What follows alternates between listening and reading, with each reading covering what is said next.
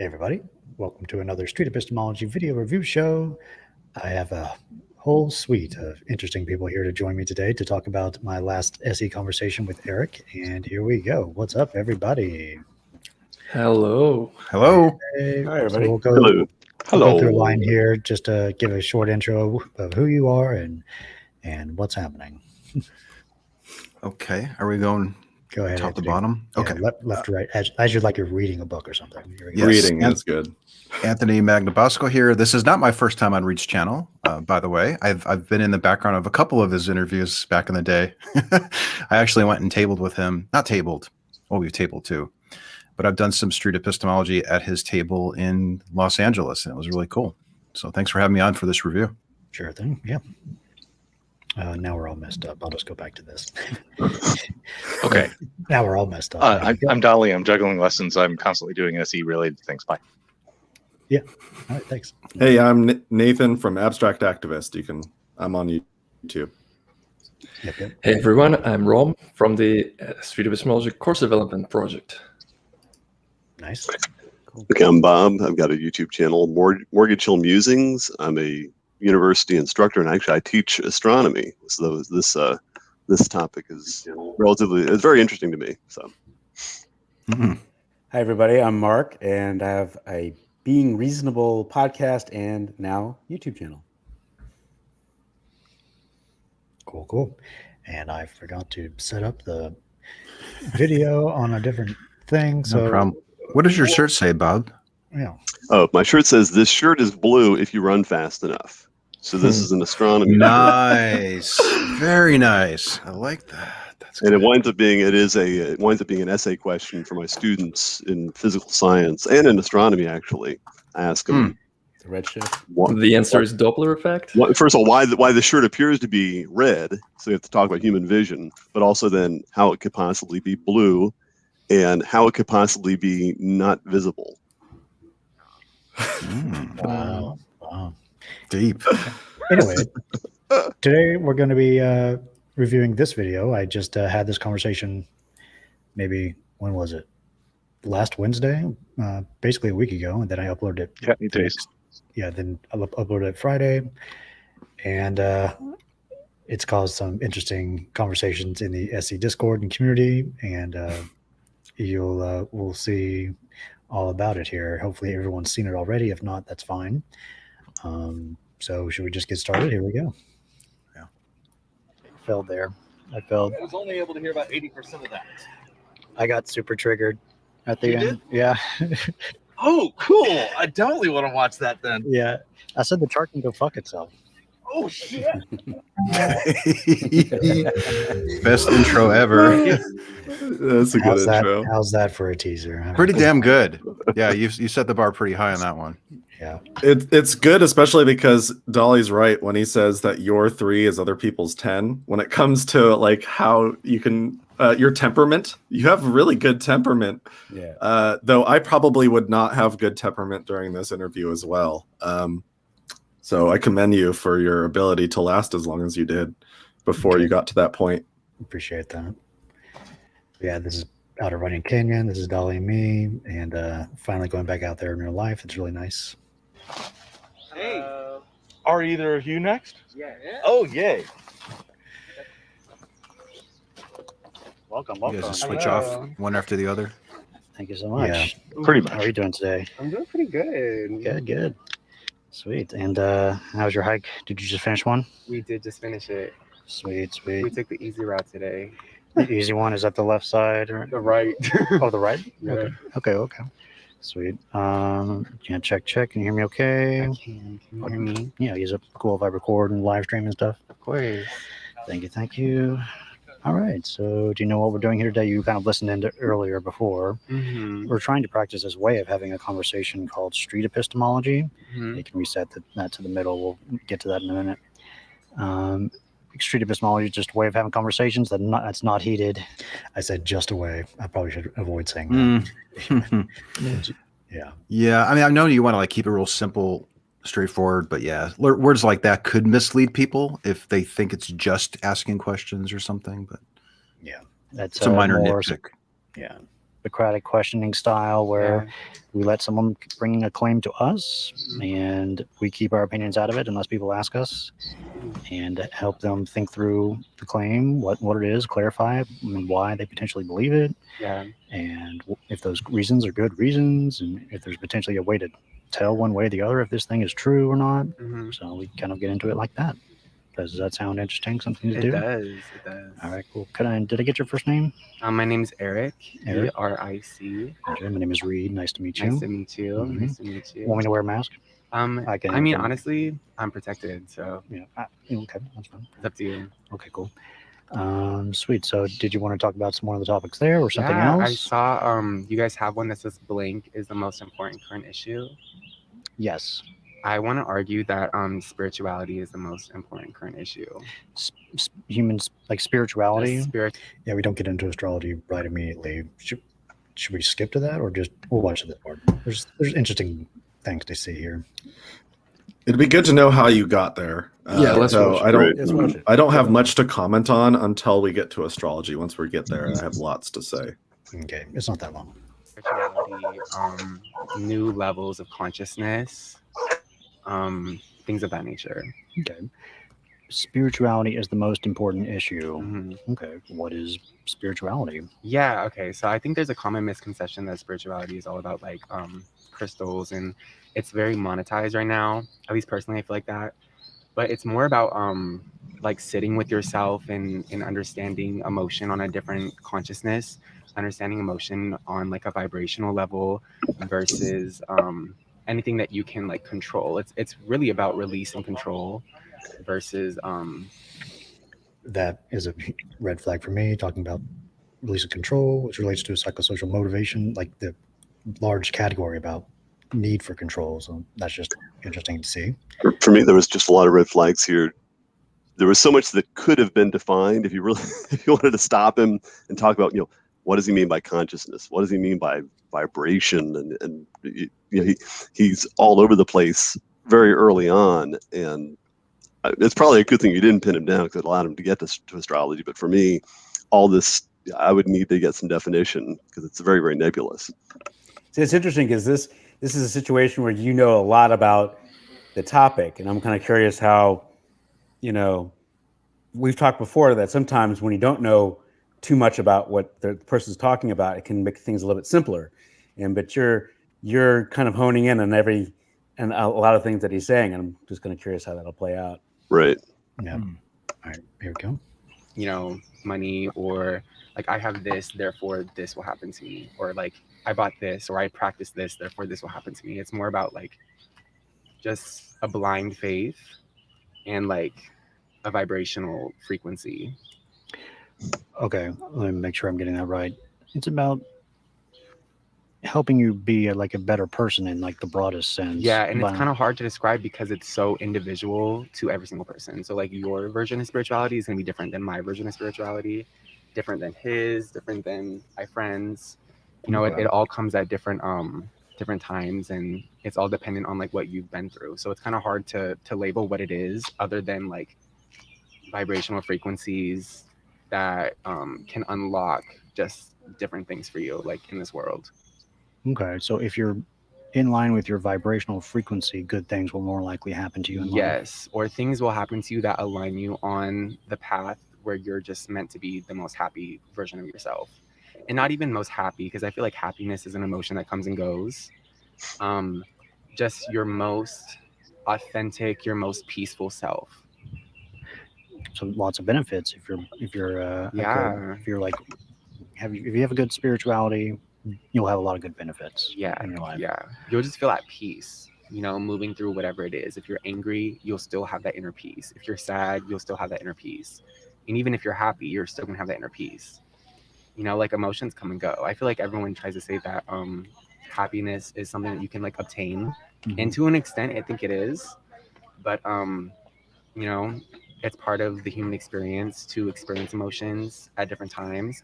And sometimes you're going to wake up and you're going to be sad, or sometimes you're going to experience grief or loss, and I think often humans, sorry, my train of thought kind of went out on me. So, Mark, you're a psychologist. What are you thinking now? About Just his reasons. nothing and- yet. All right. Yeah, still trying to listen. Yeah. Okay. Yeah, about the same. That's cool. But I think often humans kind of like they think that the grass is greener if you work hard enough or if you have a certain amount of things. When in reality, your grass can be green regardless, and you could still be working towards those things while your grass is green. You know what I'm saying?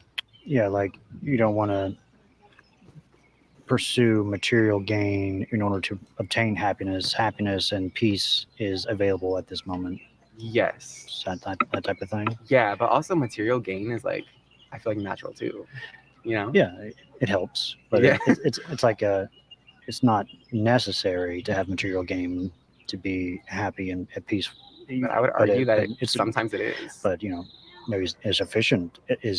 Is just being without material gain, having a good spirituality is a sufficient enough level of that to be satisfied in life. Yeah, I see where you're coming from, but if we bring astrology into the mix, that's where things like I wouldn't agree because Here we go. I know that if I have Scorpio placements, Here it is. then I want like luxury. I want like a lot of shit. Can I cuss? Is that cool? Sure. I want like a lot of shit. You know, like I want there to be like I want my space to be filled. Like I'm a maximist. I'm not a minimalist. Okay. So If like astrologers assign you Scorpio, sometimes it's not Scorpio. well, no, it's not if you're assigned Scorpio. So basically, like everyone has a birth chart. So where you're born, the exact degree, the time you were born, and just like all of it determines your entire chart. Mm-hmm. So if you have Scorpio placements, say like my rising is in Scorpio, I'm naturally going to be more materialistic than other people who don't have that placement. You know what I'm saying? Because of where you were and when you were born, you're going to Yes. have different personality. Yes. Okay. Mhm. That's another whole other topic. We could honestly talk about astrology if you want to. That'd be- I mean, that does. Reid, what are seem you more- thinking here? I'm curious what you're thinking here. Like, are you Yeah. like, yes, let's go after that? Or did you want to get Let's back talk to about more astrology now. the nebulous That's what I'd stuff? be thinking. Well, this next part, I am thinking testable and concrete. This spirituality in me seems very vague and nebulous, but astrology seems more Right. concrete and testable. So I'm like, Yeah. okay, yeah, we'll just switch to Yeah. that. To me, It seems like Right. seems like a good decision because the spirituality is described by Eric seemed to me more like just be yourself, and it's so vague. It doesn't even seem like a claim. Just be yourself. That's it. So this is probably a good learning moment for people who are getting into SE, that the first topic or maybe second topic that's raised may not necessarily be the one that you both prefer to settle on. It might take a little bit of a discussion during the building rapport to figure out Right. what are we actually exploring here today. and that it is such a jarring to me left turn, that we're talking about nebulous spirituality, but it'll become much clearer if we bring astrology into the mix. But I viewed it as like, oh, good. He's pointing to a practical example that explains all this other stuff that I really couldn't follow. So right. it's tempting to want to like go for this one because it seems clearer than the other stuff. Right. Yeah, and at any time, feel free to just start talking, and I'll pause Yeah. it. There we go. Because I could really stuff. get into it with astrology if you want to just start there, because it kind of all relates. Yeah. The frequencies is a bit higher level. It's a bit more philosophical, but astrology is more concrete for sure. Okay. We can talk about, is astrology true? Okay. As a Okay. question. And, Yeah. and what do you mean by astrology? Okay, so astrology is true. I'm gonna argue that, and I think that at least in my life, regardless of whether or not you believe it, it's true to me. So astrology is true. The problem is That's that number so 3 many on the people- survey. Yeah. So that's truth depends on the opinions and beliefs of people. Is it true for me also? Like it's true for you? Is it true in our shared reality? Or can it not be true for me and true for you at the same time? Mm-hmm. Right. If somebody didn't think astrology was true, would they be on equal footing as you? Yeah, and I definitely wrote this down in my notes, the true for me statement, and I eventually got to clarifying all of that, although I just wanted to make sure the word astrology, the claim is clear first before I got into that, or maybe I shouldn't have. Anyway, here we go. Don't think it's true because of specific things that they know about astrology. So like everyone knows their sun sign, right? That's like your birthday. So when is your birthday? May 18th. May 18th. 5 days from now. Taurus. Is that right? Is Okay. May 18th Taurus? I think Happy so. birthday. I think so. That's right. Happy birthday. Oh, it's coming up soon. It's yeah. coming up. This is where for me, I struggle because I would immediately want to jump in and say, he says everyone knows their sun sign, and what I know about astronomy is that very few people actually know what their sun sign. What does he mean? Sun sign means which constellation is the sun in on the day of your birthday. Yeah. And he just assumes that everybody knows theirs. What does that mean exactly? What day is the sun in? What does that mean astronomy wise? So it's, if you could see, if we had no atmosphere and you could see the background stars during the daytime, it would be the constellation, the zodiacal constellation in which the sun is located when the sun rises on your birthday, at noontime on your birthday, when the sun sets on your birthday. It's in that constellation. I'm sure it goes with a bunch of different ones as it goes across the sky. Craig, Sure. the sun moves. There's 12 along the path. Right. Right. Actually, 13. Is They're it And same- the worst Yeah, part is and they're not the same width, and there's a whole bunch of things. Yeah. Correct. Right. And so, for many, for decades of my life, I went through life thinking that I was a Libra because I'm born in late September. right. But it turns out I'm actually a Virgo. Like the sun is actually in Virgo on my we on don't my want you here birthday. if you're a Virgo. I'm a Virgo. What are you talking about? That's why we get along so well. Now, and I went through all this when I talked to Dali, back months ago. Yeah. But it's a fact that I think our birthdays are close enough together that we both are Virgos. yeah. But the ones you see in the But everybody else thinks I'm a Libra. The horoscopes you see in the newspaper, that's that was locked in like 3,000 years ago by the Babylonians who first started watching. But the sun, the Earth has wobbled. It wobbles once every 26,000 years on its axis, and that precesses the constellation. So most of us are about a month off, or about one sign off, except for Reid. Reid is actually, you just happen to be in that sweet spot where Taurus used to end close to your birthday, and now it's actually close to the beginning of Taurus. Yeah. Right. And for anyone that's curious about that, there's an excellent Bill Nye the Science Guy video that I will be posting in the comment section below that you can watch, where Bill Nye the Science Guy does an amazing job talking about how the Babylonians figured out all this stuff like thousands of years ago. And since then, because of the rotation of the Earth, the sun is in a different spot when it crosses through the sky. So is it the same as it used to be back then? Are we following a manual that's off by a month, by calendar month? Yeah. So I'll be posting that in the comment section below for you to take a look at that. So this is where I would be jumping out of my skin, wanting to offer this information to this poor guy. I feel you. Right. I understand. Well, that's why I was wondering whether this would kind of force you to not speak in a street epistemology sort of way, that you would just address fact by fact by fact. I could see that temptation. And that's what I do is actually I use I use SE in my teaching materials, and actually I have a lecture which involves this, mainly with me as the patsy, saying, "Hey, I was the knucklehead who thought I was a Libra for 40 years of my life, and only in the last 10 years, as I've learned more about astronomy, do I realize, oh, I'm actually a Virgo, and here's why." And it helps me now. I understand. This guy who claims that he knows a lot about astrology and everyone knows their sun sign. I think I know a lot more than he does because I've actually investigated a little bit.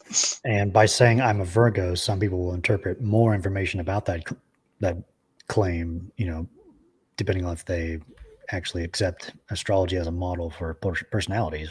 Right. So, all right, cool. All right, we'll keep going. Here we go.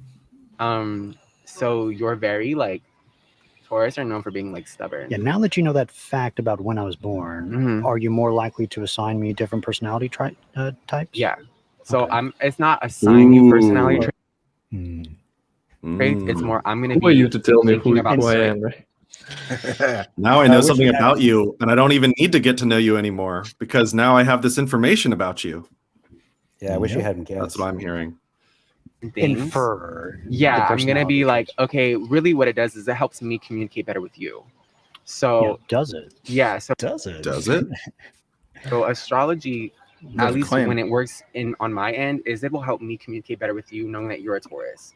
So like now that I know you're a Taurus man, I know that you're not going to give me nearly half of the energetic reciprocation or emotional reciprocation. You're not going to get like excited about things when we're talking. You're going to be very just like mellow. You're going to be very mellow, very chill. And now that I know that about you, I'm not going to expect you to be a certain way or to reciprocate me in the way that I need to be reciprocated because you're a Taurus man. But okay, so you're now describing certain personality traits that may be connected with people who were born in May and like or just People around in that with period. men who have a sun sign in Taurus. Okay. So if we get deeper, if you were able to give me the time that you were born, I could pull up your birth chart and I could tell you about your life based on your birth chart. I could tell you the career that's going to make you the most happy. I could tell you your biggest insecurity or like your biggest trauma that you've been dealing with. I could tell you about how the way that your brain works. I could tell you about how you communicate with the earth. I could tell you You can about tell you how your perceive- brain works. These are You can tell you how your brain works, Reid. wow.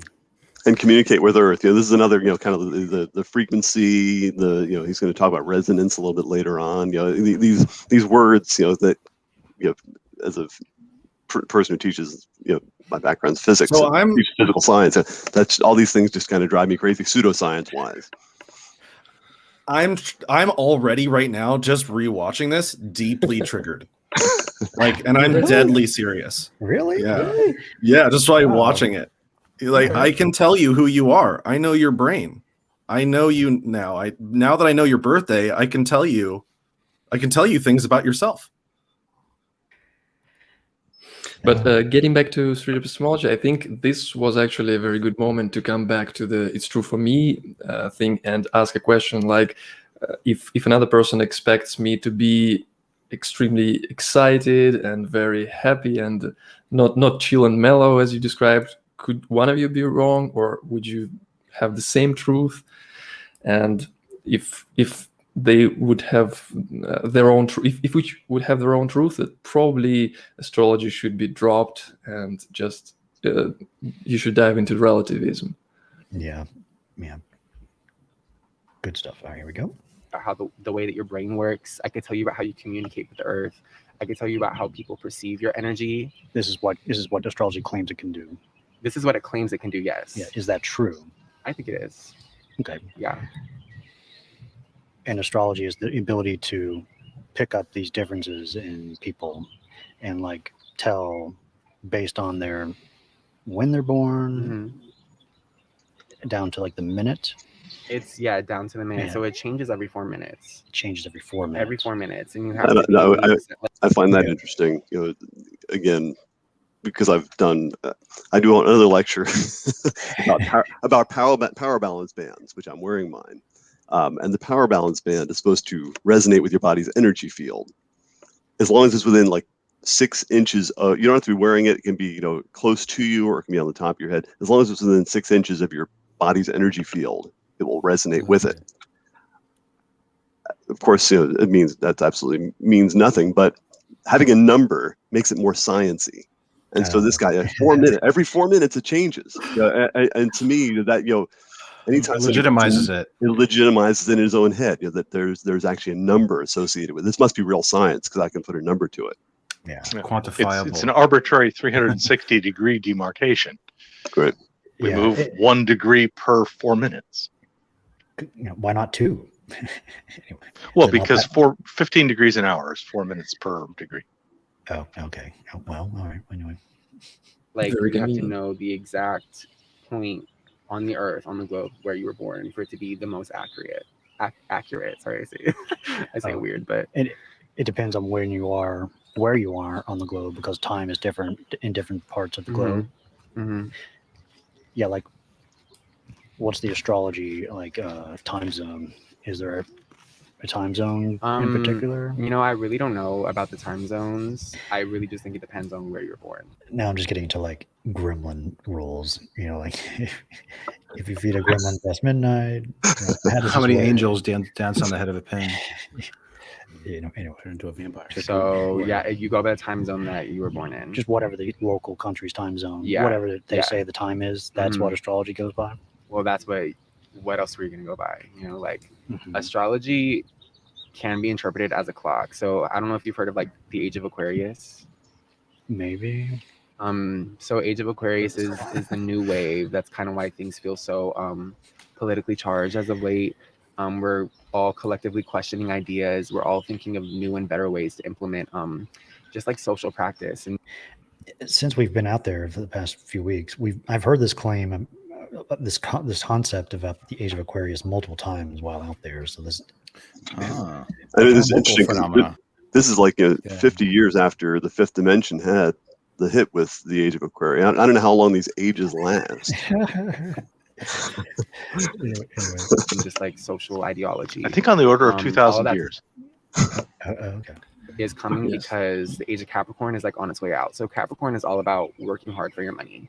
So if you can tie corporate capitalism with Capricorn, kind of makes it a bit easier. Things are kind of shifting. Age of Aquarius is coming in. I don't even know what that means. No idea. The year after Aquarius is Pisces. It's not necessarily going to be next year, but the next era is going to be Pisces era, which is all about taking these ideas and implementing them and creating new realities. Okay, that's a whole another tangent we could go down to. Yeah. So for astrology, just in general, It runs deep. what's It a runs way deep. to like put astrology on like a tweet size? If you could, I could clarify, and rather than saying astrology, Just what it is. what is astrology like tweet size? Honestly, I think it's a science. I think it's a science, and I think it's Just a people's science that combines faith and practicality. a science that combines faith and practicality. Yeah, it's I think honestly one of the few that does. But how does that science Reid, combining what are you faith and thinking at this moment?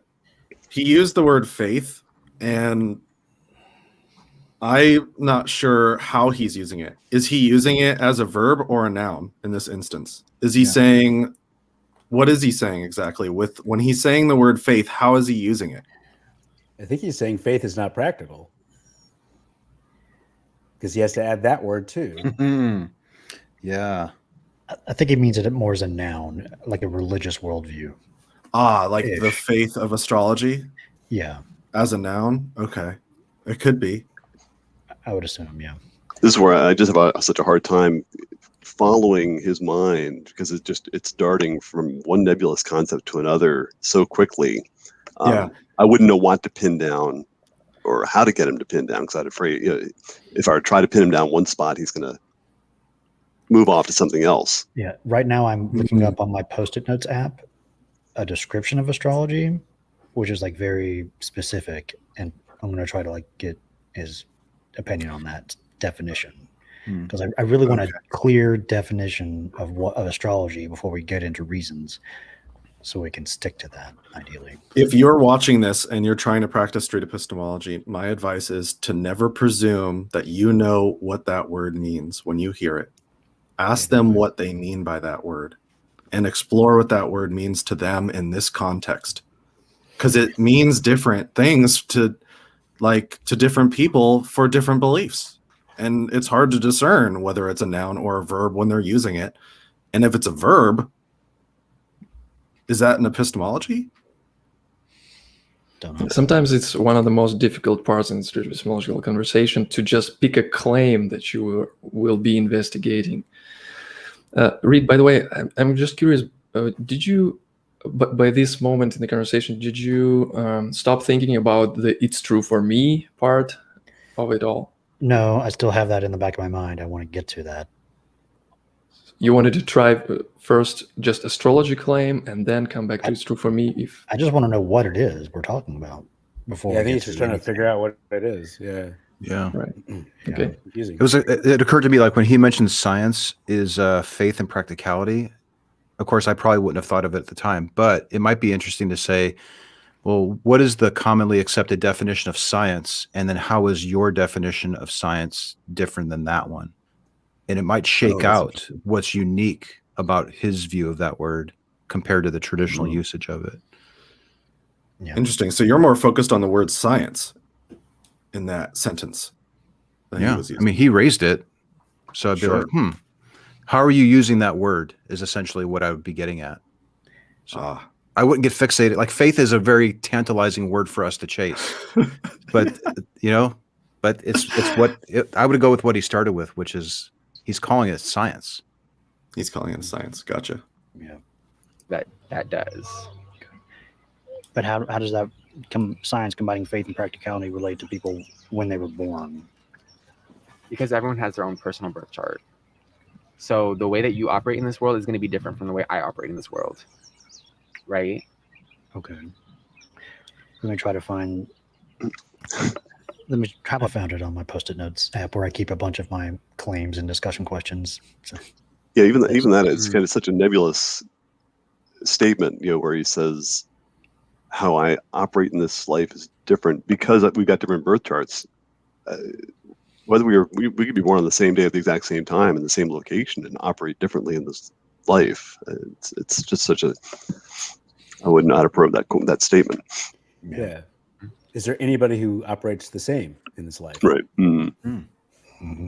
Was your personality influenced by the location of any celestial objects when you were born? Celestial objects? Stars, yeah. Star Yes. signs. By planets, yeah. Yeah, it's like the relationship between where the stars are and when you're born and that relationship. Yeah. Is that what astrology claims is super central and important for people? There's different levels to it. And I think if you look at it on a wider scale, that's what would make it important to you. I think that's why you're focused on it, is that would make it important to you, right? I'm just wondering what's the mechanism for causing people to be different personalities? So it would be planetary alignment. So just like where Saturn is when you were born and the relation between Saturn and literally where you were born. Yeah, it's like, how does the star's location and when we're born? Did I mess something up? I think so. You mean in this? In the Let me video? go back a second. Alignment. So just like where Saturn is when you And what's the mechanism for causing people were alignment. So just like where Saturn is when you were born and the relation between Saturn and literally where you were born.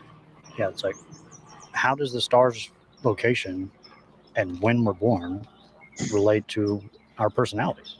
Well, if you Now I'm trying to get into a reason. Although, should I have gone to relativism and true for me first? Probably. I think. Yes, I think it was. It What do you was think? by this time it was really more useful to go there because, we could of course ask all these questions about what do you mean by science, what do you mean by this and that, what's the mechanism. But by this point, I think it's kind of evident that it will not be the same conversation as you would expect about these terms as you would expect from a person who is into what we perceive by science. So it would still be vague. I don't expect anything to be concrete here because maybe one way of seeing how concrete it is to really see what the stakes are of this belief. Does he really tie astrology to his real life? Or is this more just fun in his head? Does he make real decisions Good question. based on Good one. astrology? Yes. Then we could cut away a lot of this stuff. I'm really interested in it. 'Cause he's about to talk about Mercury being in Gemini, and I can't wait to talk about it. But does it really matter to him? If any of this is true or not? Yeah, that's one track. Another track is just Truth valuation. Can a person be mistaken or be wrong about anything? Is there any set of beliefs that you find incorrect? Things like that, and Good from questions. there. Yeah. It's like if you no longer believed in astrology, would you no longer be able to navigate personal relationships? How would your personal relationships be different? Would you would you not be able to rely on these assumptions about people? Would that be detrimental for you to make, and develop relationships with people? How would your life change if you no longer held this idea? Right. I'd want to know if he's ever gotten an incorrect astrology reading. And if he did, Yeah. how did he know that he did? How did he know that it was wrong? Right. I think the answer would be no. We it know has as to much. happen. Or, yeah. That's interesting. What if Reid, let's say he returns and Reid offers to perform this astrological reading? I wonder if he would agree or disagree. That's I would love this guy to see the James Randi little thing where he maps out the that would be Yeah. good. Oh man, shout out The to Mortgage Hill Barnum effect. Musings. You're making some fire points today. Absolutely. For everyone who is listening, just Google Barnum effect or James Randi or James Darren Randi. Horoscope. Darren Brown. Is right? These things Barnum have effect. been tested. Mhm. These things Yes. have been tested. Yes. However, you can like in test SE, it. of course, we don't usually give that type of stuff because we're of the sense that generally it will cause a person to become defensive if Reid were to pull out his iPad and show that video to him at this moment. Right. Well, it's revealing our bias, and we're trying to keep an open mind to what it is that they're saying. We're not trying to tell them that they're wrong, and that because that would be debate. This is not debate. This is epistemology. This is maybe I'm wrong. I could be wrong in my disbelief in this idea. What would draw me to this conclusion? Maybe this person has some new information I've never seen before, and I'm keeping an open mind to that idea. So let's find out what the evidence is. Right. Yeah. And that's why I think for me that's why it would be so important to see whether or not he truly believes this stuff or not. Because I think I know a lot about it, and I'd be tempted to so it'd actually help me if I can really assess whether or not this is that important to him. Right. All right. Well, here we go. When we're born, relate to our personalities. Well, so let's talk about like planets, right? Yeah. Saturn, Mercury, each planet rules a different thing. So Mercury rules communication. Is that true? I mean, honestly, I believe it is. Yeah. So like right now, Mercury Right is there. in Gemini, so everyone Like, has been just feeling. can we very, pause it? Yeah. Just wording Yes. like that is an indication that they're probably thinking in relativistic terms. When you say, is that true? And he says, well, it is to me, essentially. Again. That's a red flag that, okay, we have a larger issue here that we need to settle before we get into exploring his claim. Right. And by the way, I took notes before this broadcast, and the number of observations that I've made, and I could be wrong, that connect to the survey start to ratchet up exponentially as it goes on. So like 16 minutes, 18 minutes, 22 minutes, 25 minutes, 26 minutes, 28 minutes, 29 minutes, 29 minutes, 30 minutes in. I'll put this in the description. You can see my observations and how it compares against the survey as we go. In the I'll point them comments. out when I see them. Yeah. Sure. Yeah. Feel free to call them out too. Yeah. I'll put up the. So he made this assertion that there's this connection between Mercury and communication, which then Reid pressed him on. That was the true for me.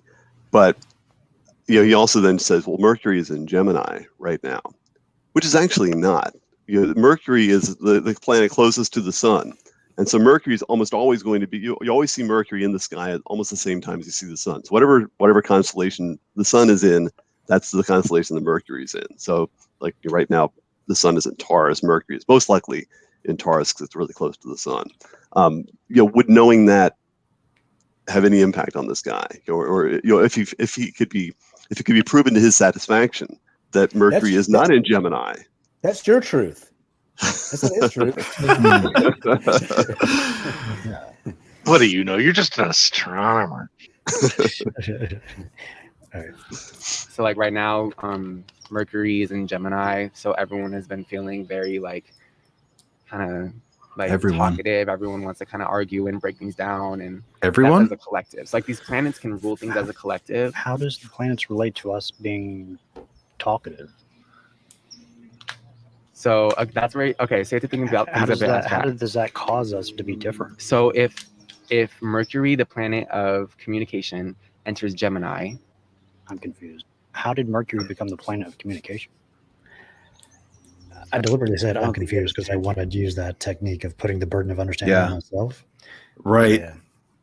I understand what you're doing by wording it in that way and putting it on yourself, but it seems kind of, you seem Agitated. you seem perturbed. I am perturbed watching it. I know you are. I- I know this bugs yeah. you for some reason. Is it I'm because trying to like- hold myself back, but I'm like, Why is this I'm, bug you like, so much? I don't understand. I've never seen Reid so like Yeah. curt with a You want to know? conversation. You want to know why it bothers me? I mean, Why? maybe I should save it for the end because Reid kind of underscores why it bothers him at the end. Yeah. Maybe we'll We can- save it. we can save it. We Whatever. can It's save it. your call. Well, Guys. it's really good because so many people I know Is it- are not. It bothers me that it doesn't bother other people. Is it Maybe a I haven't thought it patronizing through thing? long enough to realize how bad this belief is, but it's just a belief that they hold that they can't likely justify it. So why get upset about it? And they're Well, willing to can talk I- about it with somebody. So that's good. Can I? Is it Can the you same- look? Even off- Can Because somebody they're look up- treating people like a class based on Is it somebody- is it racist or Can somebody Uh, Google yeah. the word prejudice? It's just Can not somebody race. Can somebody not Google the racist. word prejudice birth right now? monthist. Right. So if someone's a A Capricorn. liking then- or disliking. A liking Based or on income. dislike for Okay. one rather than another, especially without good reason. She has a prejudice against department stores. To a Oh feeling my or unfair dislike directed against an individual or group because of some characteristic. this isn't a like or a dislike. This is simply a gauge of how this person will probably interact with me. It gets into Don't like people do that with religion too? It- and whatever? It's stereotyping people. It's You stereotyping. Springborn.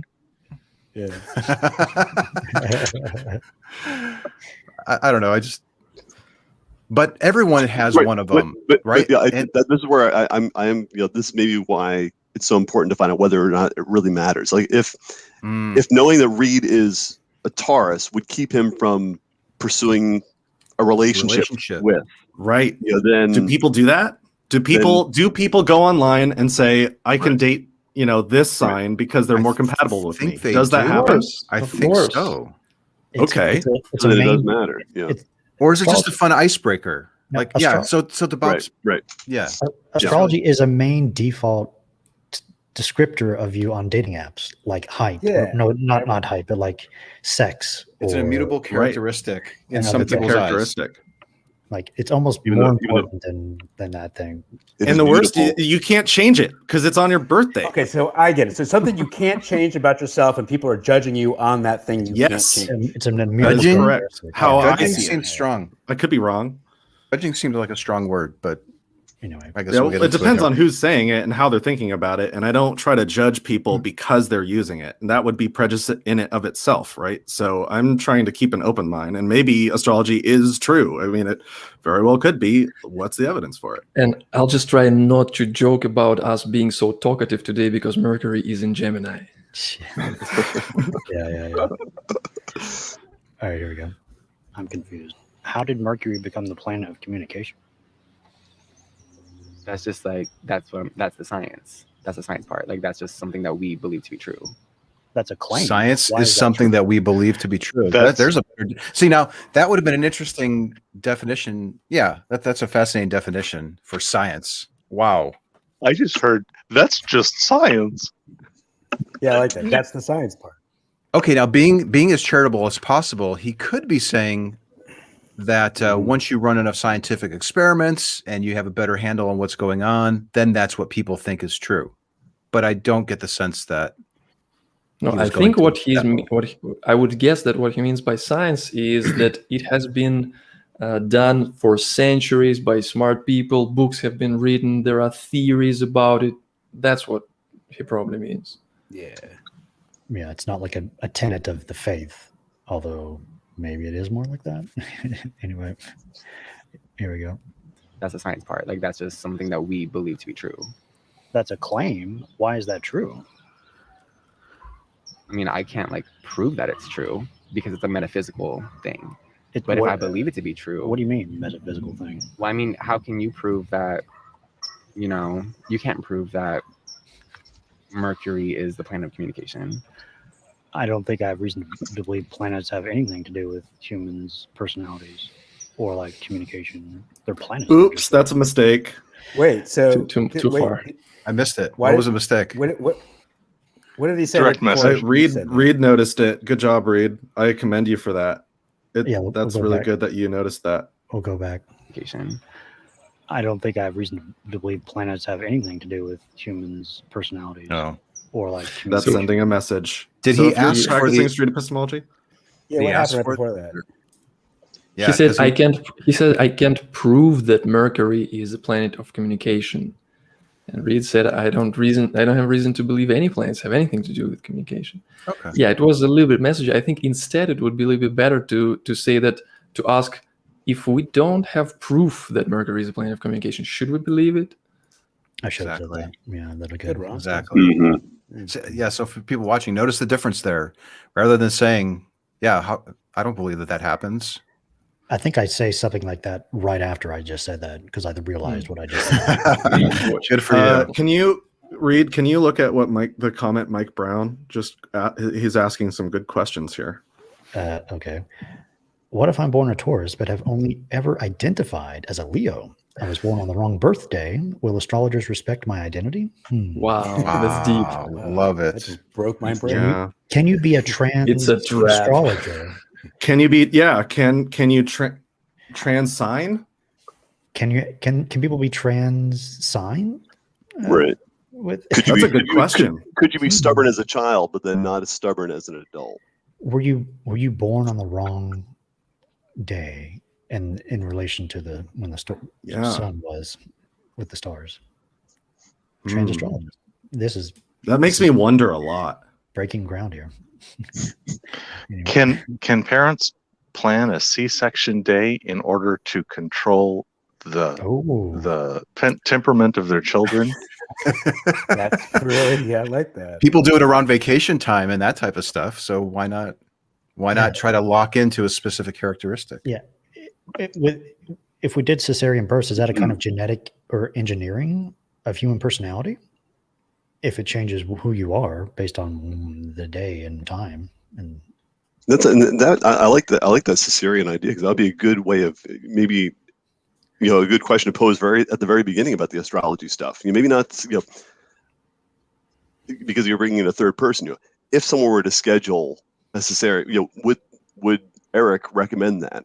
Would that be a worthwhile thing to do? Because that kind of takes it away from his own personal. Would he have a relationship with such and such?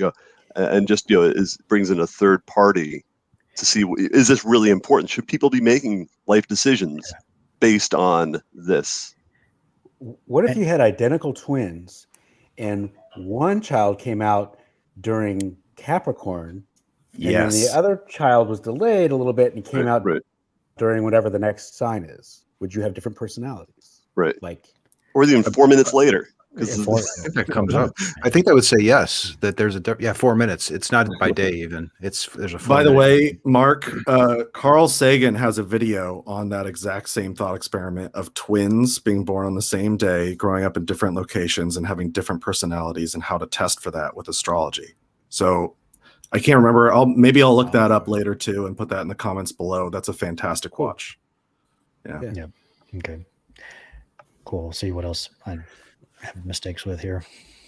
Because it's a metaphysical thing. But if I believe it to be true, what do you mean metaphysical thing? Well, I mean, how can you prove that? You can't prove that Mercury is the planet of communication.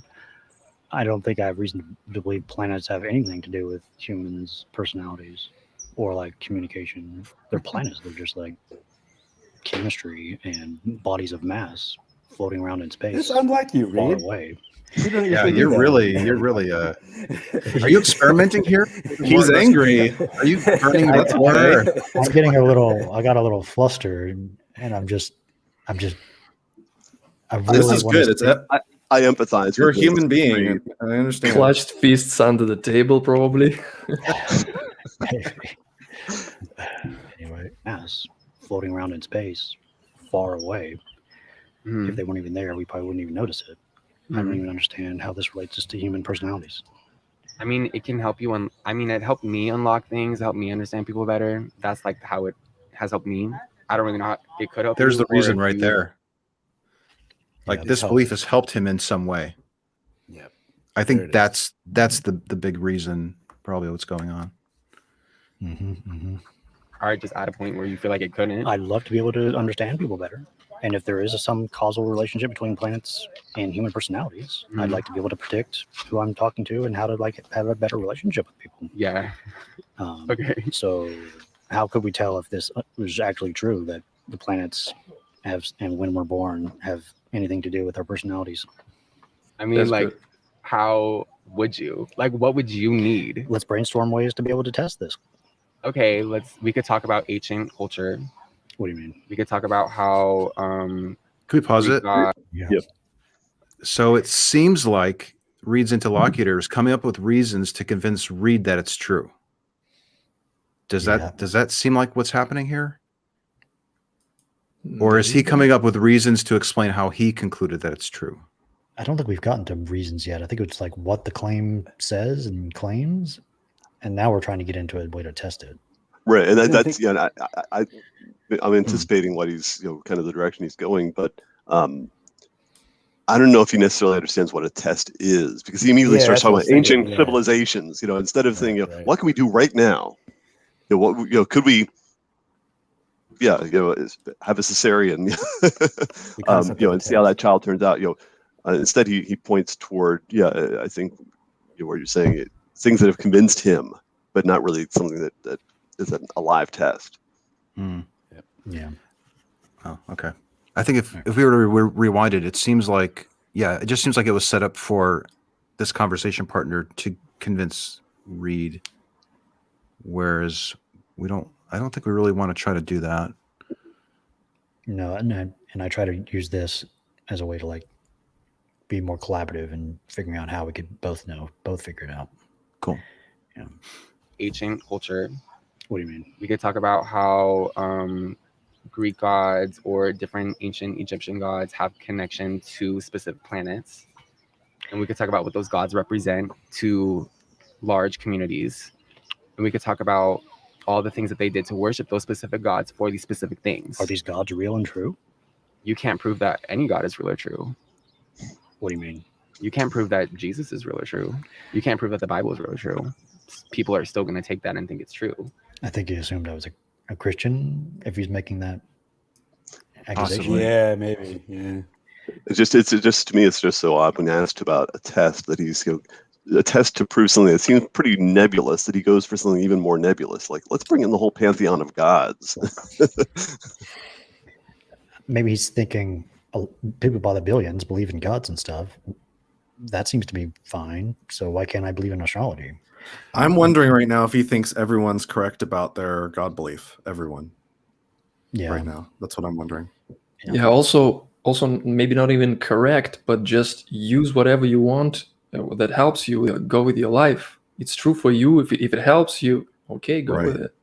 That's And actually if you coming don't up soon. Mhm. Yeah. Sorry to interrupt you. No worries. Sure.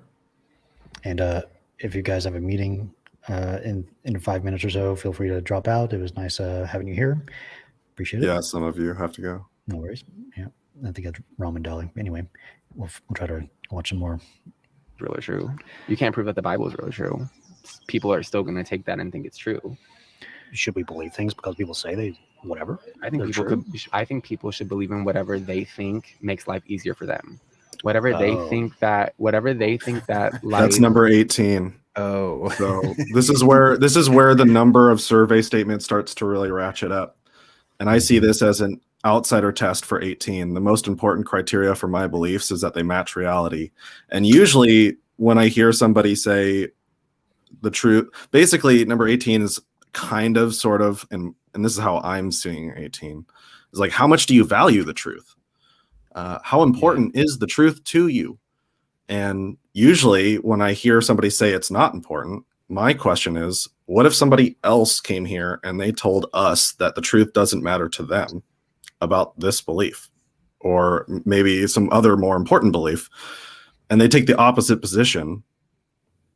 Like, how do we resolve our dispute if there's a dispute, right? And I'm hearing Eric here say, if other people don't value the truth, that's fine with me. Yep, that's basically it. Basically. Right. Hey, Anthony, you might want to mute your mic when you step away. There you go. I'll let him back when he comes back. Be really quick. Okay. No I worries. should have muted the mic. My bad. It's fine. It's fine. It's all good. All right, we'll keep going here. Makes life easier for them. Whatever they think that life or whatever belief system that brings them the most peace, that's what people should believe in. Or it's really a personal thing. It's an individual thing. Yeah, you know? you also said something about true for me earlier. Yeah. And people should just believe whatever brings them the most peace. Why not? This is a question to talk about. What is truth? What is peace? Because I think if you're asking, the question before was, should everyone believe that what it is makes them peaceful is true? And I was reading Plato's The Republic at this point, and I'm just getting a lot of Socrates, like what is questions in my mind too. So that's probably why I said that. Should everyone wait a second. So I think his idea of believing in things that bring you peace is a pretty valid one. We all want to have some beliefs that bring us peace that we like. The question could just be whether there could be some beliefs that are true and yet do not bring us peace. Is that even conceivable for Eric? What I would wonder. Wow, Ron, that was an excellent question. Yeah, that's good because we're always going at it the other way, aren't we? Yeah, we're thinking about what brings us peace. What if somebody else thinks what brings them peace is what's causing us to have a dispute between us, between subjects, between people sharing a society together? Yeah, this is the problem. Yep. All right, here we go. Believe that what it is makes them peaceful is true. Why not? Yeah. If everyone is living in their own version of peace, why does it matter? Why does it matter what you're doing and what I'm doing? If I'm peaceful and you're peaceful, why does it matter? Yeah, I guess it depends on what we mean by true, and if we even care about what's true. Why do we have to define truth? Why do we have to define truth? Mm-hmm. If I'm peaceful and you're peaceful. Well, there is difference between people claiming things are the case and actually things being the case. There's a difference there, potentially. Mm-hmm. Mm-hmm. Like gods existing and stuff. Do you feel like I projected anything of what I've been saying onto you or your life this whole time? Yes, very much. Kind of like this entire time. And that's what I'm seeing. I don't really understand the question. What question? His question. Rewind it a little bit. It seems like I projected. I'll rewind it. Here we go. The case. Thank you. There's a difference there, potentially. Mm-hmm. Mm-hmm. Like gods existing and stuff. Do you feel like I projected anything of what I've been saying onto you or your life this whole time? Have I projected anything onto you? What's he asking? If I know what your sign is, and I'm giving you these attributes, I'm characterizing you as a person, or if I can know something about you before I get to know you, does that answer your question? I'm thinking about self-fulfilling prophecies here. So when he's saying I'm projecting something to you, like I'm saying that you should be such a person, is that making you feel more like such a person? Things like that.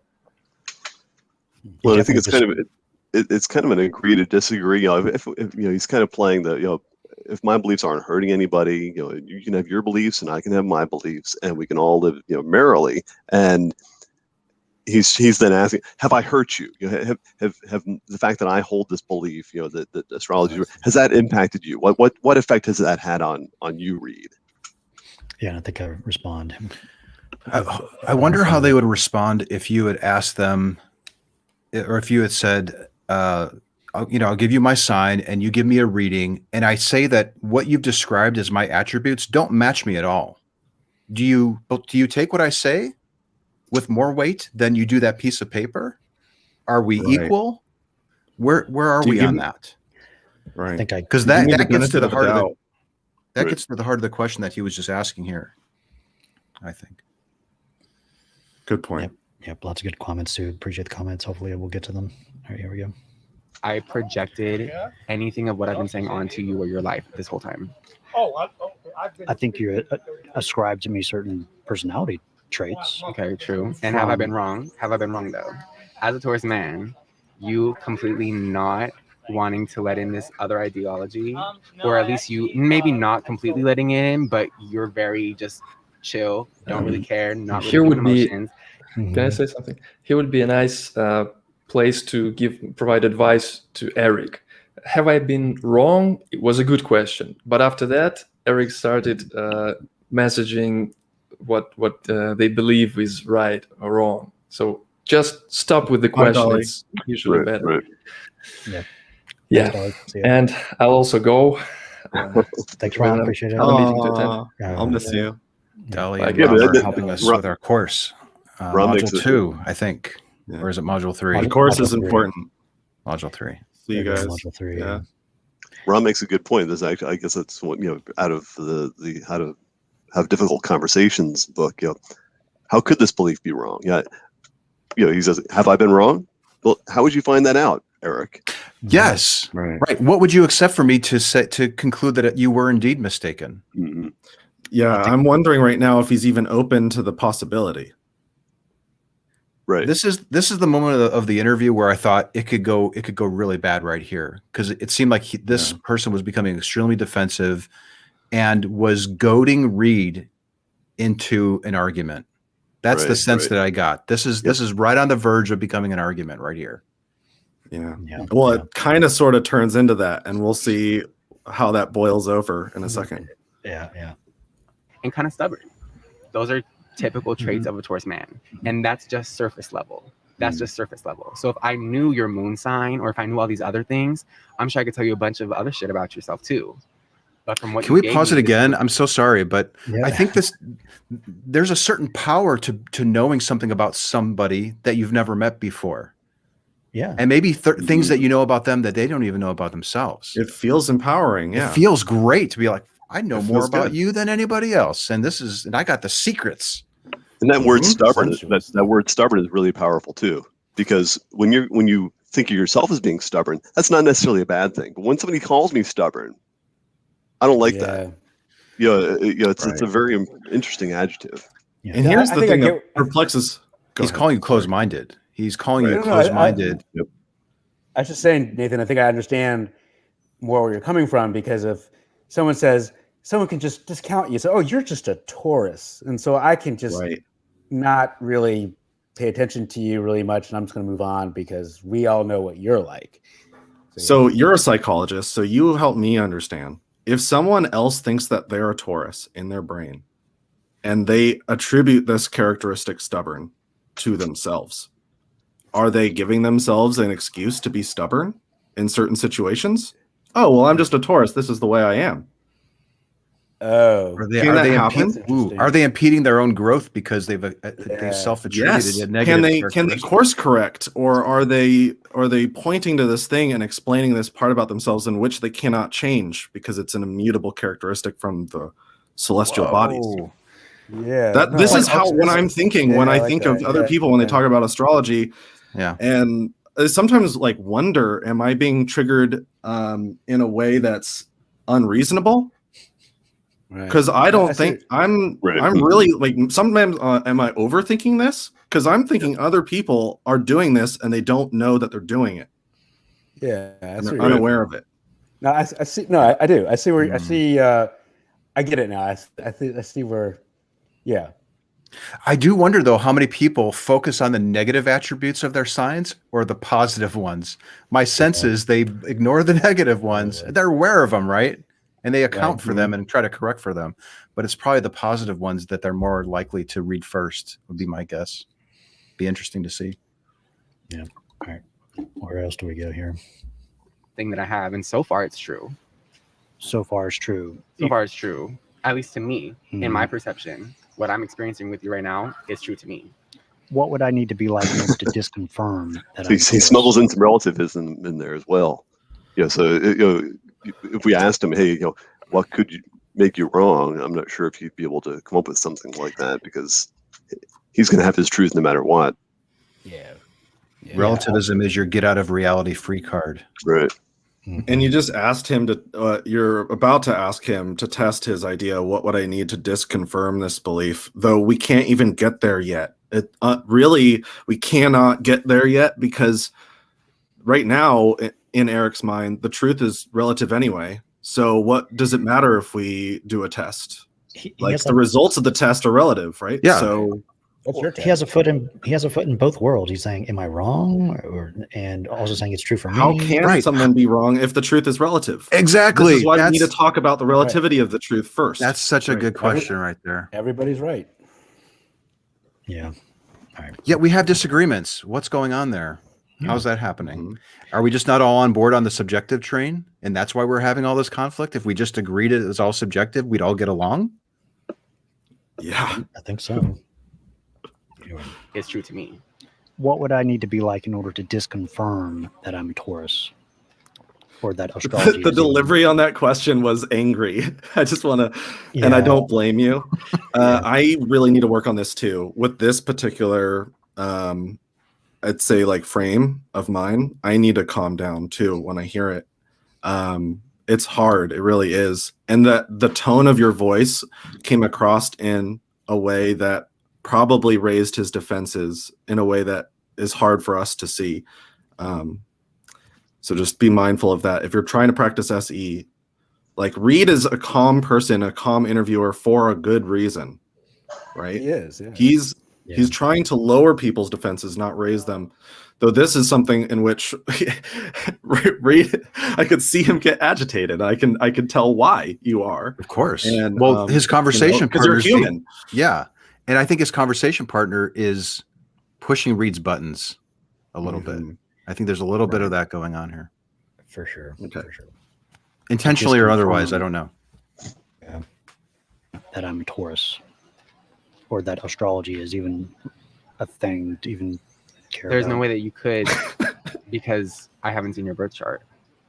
How would I need to be different in order for astrology to be falsely attributing personality traits to me? I don't think astrology can falsely attribute personality traits because everything can be interpreted differently. There's a shadow. That's number 2. There's a light. Number 2. That's number 2 on the survey. It can never be wrong. What's 2 on the survey gets to the importance of why the truth is important. We all share the same reality and only interpret it differently. And I'm hearing him say, well, we can interpret this differently. Well, is the sign the same? Yeah. This is about the time where we usually hear something about Schrodinger's cat or something. Yeah. Right. This is about when we start hearing quantum physics and stuff. Usually, if you start to question this enough for some people. Yeah. See, attribute personality traits because everything can be interpreted differently. There's a shadow. I just wanted to make a note. I want to just let Eric know, if he's watching this, I do respect you as a person. I'm not trying to like belittle you or put you down. I just want to say thank you for being vulnerable with your belief in this matter and coming forward to Reid here to express your views. And I just wanted to clear the air there because I feel like I am being a little harsh on Eric. Right. That's a good point. That's a good point. I wonder if it's a function of his youth. 20 years from now, if he were to view this conversation, my suspicion is, he'll wonder, how I was so nebulous in my thinking. And so, I think it's charitable to take that into consideration. Yeah. I just wanted to thank Eric, legitimately, for coming forward and presenting this view for us to examine.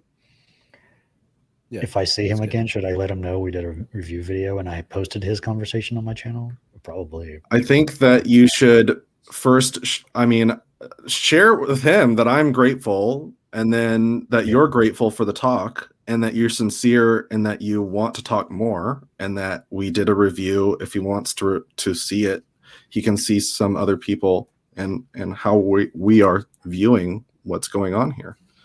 I think that's perfectly fine because it's what's happening. Yep. Hope to see him again. Would love to continue this. Now that I'm calmed down, I'm better now. All right. Well, good. How many days later is it? It's been a while. It took anyway. Yeah. A false test result for it? And there's a light. There's no false test result for astrology assignments of personality? Honestly, I don't think there is. Then how do we tell if it's actually accurate? If everything confirms, no matter what people are like, it can just assign people. Well, why would you have to label it as something that's accurate? You know what I'm saying? Like that's it's the thing. Like yeah, this why gets would back you have to the question of truth. Yeah, like what's the purpose? Like because I got this thing here, like some Tic Tacs. yeah, science is a tool. If we look at astrology as a tool, right? A tool for what? Faith is a tool. They're all tools. They're not to understand people. To understand. You have to go soon. Bob, do you want to say something? Yeah, no, I just want. Yeah, this is another one. Like, what does he mean by tool? Yeah, because I'm not clear. Yeah, especially because he starts throwing out everything's a tool. Well, you know, I'm not sure what he is meaning then. Again, maybe want to define what is science and all that kind of stuff. But yeah. I can use a spoon to cut something. Should I use a spoon? Is this more like a spoon? Anyway, let me go back. Here we go. Understand people. Like I said, it helps me communicate with people better. It helps me understand people better. Is it the best way to do that? Honestly, if it works for me, it works for me. If it helps me not internalize things in my everyday life, what do you mean by it works for me? So if I have abandonment issues or communication issues, right, that relates to trauma that I've experienced in my life, astrology helps me understand that some people work a specific way. It will help me separate my trauma from the way that I'm communicating with people in my life, right? What do you think about that, Mark? That's a question from Mark. Yeah, I think he just speaks to how the belief functions in his life and why he has it. So he can cope with, whatever it is he needs to cope with. Can you think of maybe a better tool rather than trying to figure out when somebody's born and where the planets were on that day? Is there a more effective way if he does have abandonment? This is a second best reason question. Second best. Yeah, yes, second best tool. Yeah, this is the second best. What's the second best tool? If astrology wasn't a thing, not saying it's not a thing, but if it wasn't, then what would you do to cope with whatever? Yeah. Right. Yeah, I think this is what he means. That Jeff said, tool for life coping. That is the main criteria for the utility of a tool. How it, the well-being that it gives you. Yeah. Gotcha. All right, you got to head out, Bob. Yeah, I'm gonna sneak out. Good to see you, Bob. I really appreciate all these. Check out his channel, maybe Mortgage Hill Musings. Yeah, take it easy. And maybe next time we see you, you'll abandon astronomy and you'll be an astrologer. That's hilarious. All right, here we go. It'll help me separate those things from trauma and what's just natural to somebody. What do you mean? Trauma. So like, let's say I have abandonment issues, right? And there's this person and they're acting a certain way that are triggering my abandonment issues. Okay. So now I'm in my head thinking that this is just the same thing playing over, right? Okay. Now, if I have astrology and astrology helps me understand, like, actually this person is just going to be like this, or this is just how this person's going to be naturally, it helps me separate my trauma from that person to look at my trauma as one thing, in turn healing myself. So regardless of what it does for the collective, or regardless of what astrology does for you, astrology is going to help me in the way that astrology needs to help me. Like it's an individual thing. And it goes back to spirituality. Spirituality is an individual thing. Astrology claims that people can be naturally evil. No. Or just no. Bad? No. So it's like when you said, I have abandonment issues. I had that issue because of a person, and now I know that person has a certain sign. And what I'm hearing him say, astrology as a model helps him predict that person is more likely to cause me harm because of his natural state as assigned by astrology. And then that's why I asked that question. Like people are inherently bad. You were fixated on the other person in his example. Yeah. See, I was fixated on him in the example. Like, it sounds like he's saying that this view helps me navigate talking with people. It helps me assess what kind of person this is, so that I can ask myself, Is this a person that I want to deal with? How do I best work with this person? It's almost like he's saying astrology is the tool that I use to figure out how to have relationships with people. And he sees value in it. Like it's helping him navigate in his mind the relationships that he has. Yeah. So I don't think it really has, but you're looking at the other person, Reid. It sounds like you're wondering about how this view of astrology is affecting this other person that he's doing this assessment. Well, because the reason why is because Eric is talking about Reid. And so Reid's now thinking about how Eric is talking about him.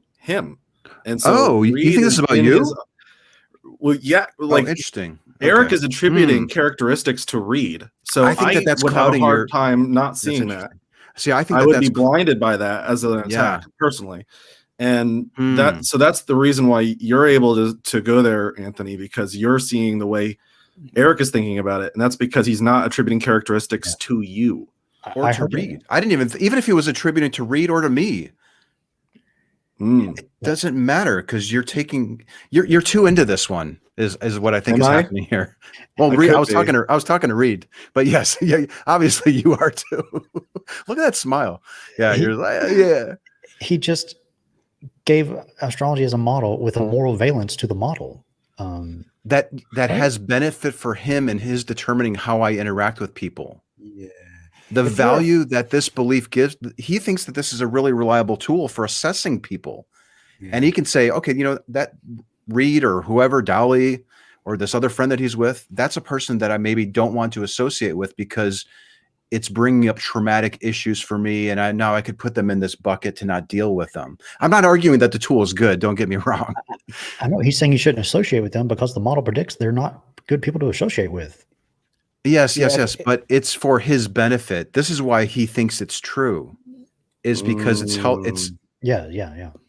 Okay. But no, I understand. It's quite morally bankrupt, maybe, or you're jeopardizing real loving relationships with people. Yeah. Yeah. Like, what if we're wrong? Go ahead. No, you go first. I insist. If I don't pretend to know Eric, but if let's say you're a very fearful person, and part of the reason why you're so fearful, it's really hard to predict what other people are going to do. And if you have a trouble doing that, and you have trouble navigating the world because you act a certain way and a certain person acts a certain way, and where does this come from? And it can be kind of frightening. Well, this is a way to it makes sense. You can at least, like, this person's going to act like this person's going to act like this, and the world's less scary. It gives them a framework. Chaotic. It gives them a framework with which to operate. But the problem is, because it's subjective and it can't be tested, more than likely, his framework is really faulty and likely to be quite misleading, and could get him into situations that could be actually problematic if you're strictly going off of a star chart to assess a person's character. Yeah, I'm going to be great friends with this person because this person's a Capricorn, even though this person may want to cause you great harm. So that's right. That's right. Yeah. All right. There we go. Not trauma is projected, right? So if I'm projecting my abandonment issues onto those people, that's all I'm going to feel from them. But if I can learn about their chart and learn, like, oh, he's a Taurus man, he's just going to be stubborn and questioning me the whole time. And it's like, I'm not going to take anything that you're doing right now to heart because that's just who you are. Oh, I have no control over my personality. I'm determined by the star relationships. I think some things in your core can be. That was a sarcastic question. Well, yeah, again, it's because you're agitated, and I can see why. I think you're pretty much agitated from here on out, though it's still very entertaining to watch and to see what's going on here. And near the end, we're going to start getting a lot more epistemology out of it. So it's still good. Yeah. Okay. You can change yourself, and you can be who you want to be with any single person. You can change yourself with him. You can change yourself when you're talking to him. You can change yourself when talking to me. So people have, but at the end of the day, you could have, when you're just sitting in your most natural state and you're just core, you're just here. The authentic natural state is what astrology describes, but people can change from their natural state. I think to an extent. I don't think that you can change in any way that's gonna make you not a Taurus man.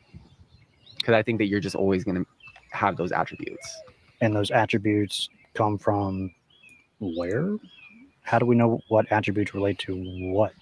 Well, that's when you have to get into the birth chart. So you have to read into the birth chart. You have to... Who made the birth charts and where did the information from the birth charts come from? I don't know. I couldn't tell you.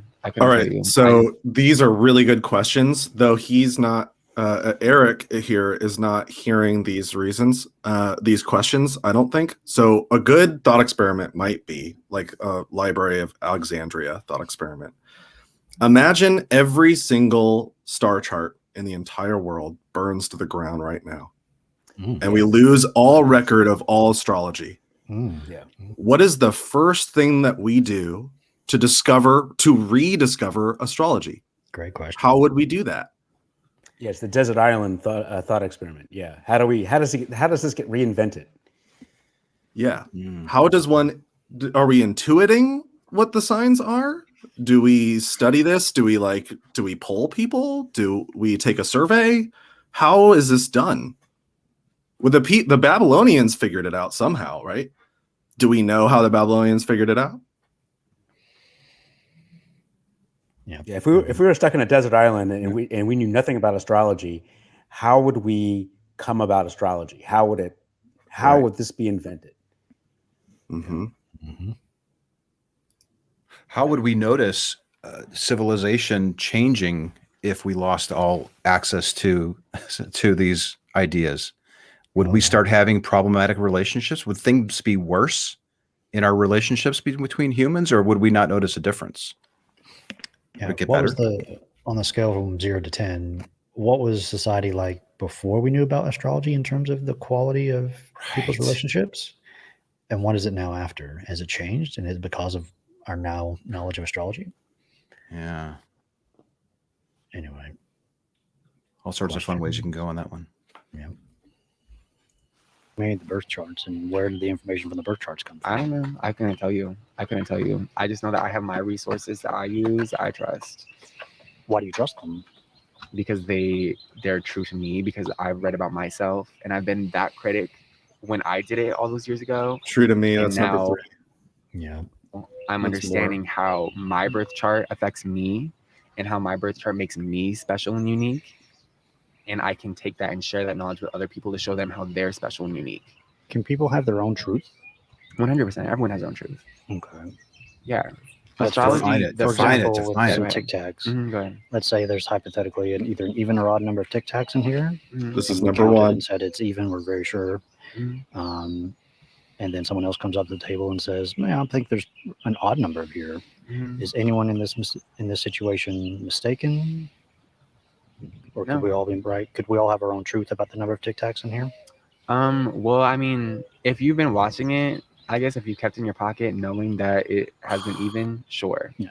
If the person who came up and said it's odd said it's my truth that there's an odd number of Tic Tacs in here, but we think it's even, is there a way to resolve this conflict? I don't think that analogy applies, because I don't think anyone would do that over a thing of Tic Tacs. You know what I'm saying? Like it's an analogy. He's really trying to like, that's twice now he's put up resistance to your thought experiment. It could have been in your pocket. And now the second one here. This is where I would just imagine some, and this is, I struggle to figure out how to overcome this sometimes. Like, other than handing a list of commonly held beliefs and just ask, somebody takes the opposite position as you on all of these. Is one of you wrong? Or can both of you be right? Yeah. Yeah.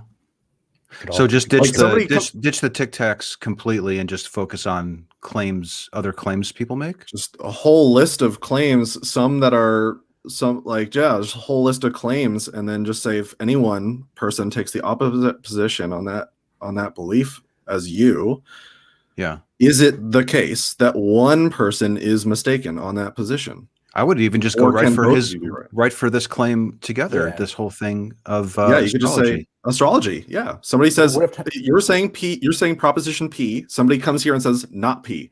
Yeah, Tommy's sitting next to you. Hi, Tommy. Both correct. Tommy's. I'm just a third person, but Tommy says he doesn't believe in astrology.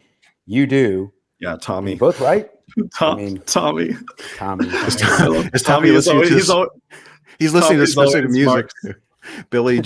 Mark's outsider is Tommy most of the time. I love that about your podcast. Yeah. You just name your outsider, which is a really good idea. I probably should start doing that too. It's not me, it's Tommy. It's Tommy. Tommy is saying instead of me. Yeah. Right. Anyway, all right, keep going. Because I don't think anyone would do that over a thing of Tic Tacs. You know what I'm saying? Like we really have to be practical. Like, yeah, you can pull your analogies, but is anyone going to come to the table and really sit here and argue like it's my truth that's happening? Now he's particular about the specifics of examples, and he's not allowing you to have your truth. Yeah, that's good. He's providing some resistance here. Yeah. But if everybody can be right, why is this even an issue for you? Now, he may say like, well, that truth test experiment is only good for you and not good for me because it's my truth that it's not applicable or something. Who knows? Well, I mean, I don't like, because someone could come up and someone could be like, I said you can check out my videos to find people arguing about the Tic Tacs. Right. That happens a lot. You're probably thinking of every example of every time you've heard of this thought experiment before. Yeah. And then put it on the internet for people to dissect. Yeah. People will argue about the Tic Tacs. They will. Well, I mean, I don't like, because someone could come up and someone could be like, someone could have ate something out of there. Someone could have had one. The number could have been different. I wouldn't know. Would you know? If you kept it in your pocket all the time, you would know. It's just either the case, it's either even or odd right now, and someone's mistaken. Mm-hmm. Is that a way to tell about? Is that a good way to think about truth? No. What is a good way to think about truth? No, I think if you use this analogy, that establishes an uneven power balance because you know something to be true that someone else is just going to come up and they're going to have to figure it out. Whoa. So, okay. Like, whoa. What? Yeah. This is fascinating. Yeah, this is fascinating. So when I listened to this the first time, I think I almost drove off the road. But then I was thinking, I hope Reid just gives him the box of candies. Oh. And now they're his. There's the power dynamic is now switched. Oh man, yeah. Wow, that makes me want to buy like a whole crate of Tic Tac boxes so I can just. I have some. I'll ship you a box. Did you ever get the book I sent you? Please, it's right here. Okay. Yeah, I have it. Okay. There it is. I'm Scout Mindset. Great book. Well, you're not meeting with a lot of people in public, anyways. But that would have been a really interesting way to flip it. Like, no, these aren't my Tic Tacs. These are actually yours. This is a gift that we give people who sit down. And now you are in control of the box of Tic Tacs, and you count them up. Yeah. Do the whole same experiment. What does how much power somebody has have anything to do with how many Tic Tacs are in the box? Let's say we wait for the most powerful looking person to walk by to our satisfaction over the next 10 minutes, and we ask them to participate in this thought experiment. There's all sorts of fun ways you can go. Yeah. There was a really good, thank you for putting on that. Jeff is really putting up some fascinating comments. He's saying that the gravity of the topic determines whether there is truth. So yeah, if it's a more important topic, if it's more impactful to you, then you could be whatever you want. But if it's a benign topic like the number of Tic Tacs, then it falls more into line of rationality. But see, I think it's flipped. I think it's more important that your beliefs are objectively true or not, the more important they are. Yeah. Why would you want to flip it? Don't know. When I heard power, this is what I thought, postmodern view of truth. It's all power dynamics. And look at their username too, Parrhesia. Love that name. Great name. Yeah. Pretty good. Yeah. Any other comments here? Speaking truth to power. Is that what that means? Speaking truth in the face of danger. Parrhesia. I like that. Yep. All right, here we go. To be true that someone else is just going to come up and they're going to have to figure it out. Someone says, I don't think he's being dishonest. I don't think he's being dishonest. Oh, no. I don't think any of us. I think he truly believes what he's saying. I don't think what he's saying makes sense. Yeah. It doesn't hold up under scrutiny, but he really does believe it, I think. Yeah. something to be true that someone else is just going to come up and they're going to have to figure it out. So like if in that analogy you hold power because those are your tic tacs and you know the answer. The way to resolve someone it is, else could just walk up and then you could be like, oh, I know this thing to be true. What do you think? And then they could be arguing their truth, but at the end of the day, you still hold that power, right? yeah, that is a kind of power, knowing the case, because we've tested. So do you think power imbalance makes truth because of that? That's your ideology, right? If you have No, this thing, you do. No. Yes. The difference is Right? This is a fascinating, because this is now slipping into, this is going from relativism to what are we calling that? Like Postmodernism. Postmodernism, Yeah. regressivism, whatever you want to call it. Yeah. Which is really, this is so cool that it slipped into this now. I know it's a problem and everything, but it's neat to see it playing out. Yeah. I like your attitude, Anthony. balance makes truth because of that. That's your ideology, right? If you have this thing and you hold power over that, therefore it must be true. I think the power comes from the investigation.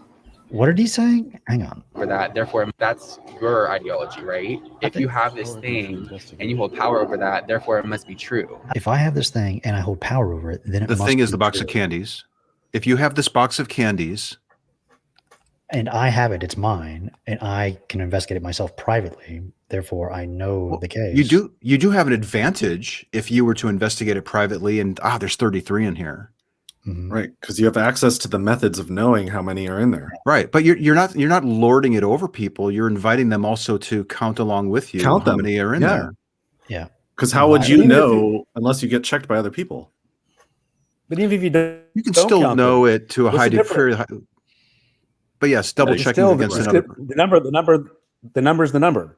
If none of us existed, it'd still be the number.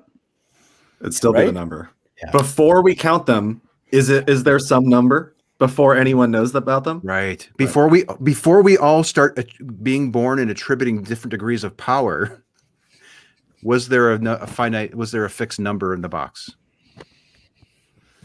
Anyway, and my real. Why should it be so complicated? Says Alex D. Yes. These comments are great. We're wondering the same thing. This, even though this is silly, this is a really profound thing. Concepts. It's everywhere in Portland. It's everywhere with human interaction. Right. So what we've uncovered from these SE conversations is pretty nicely laid out in the survey that Nathan has been working so hard on putting together.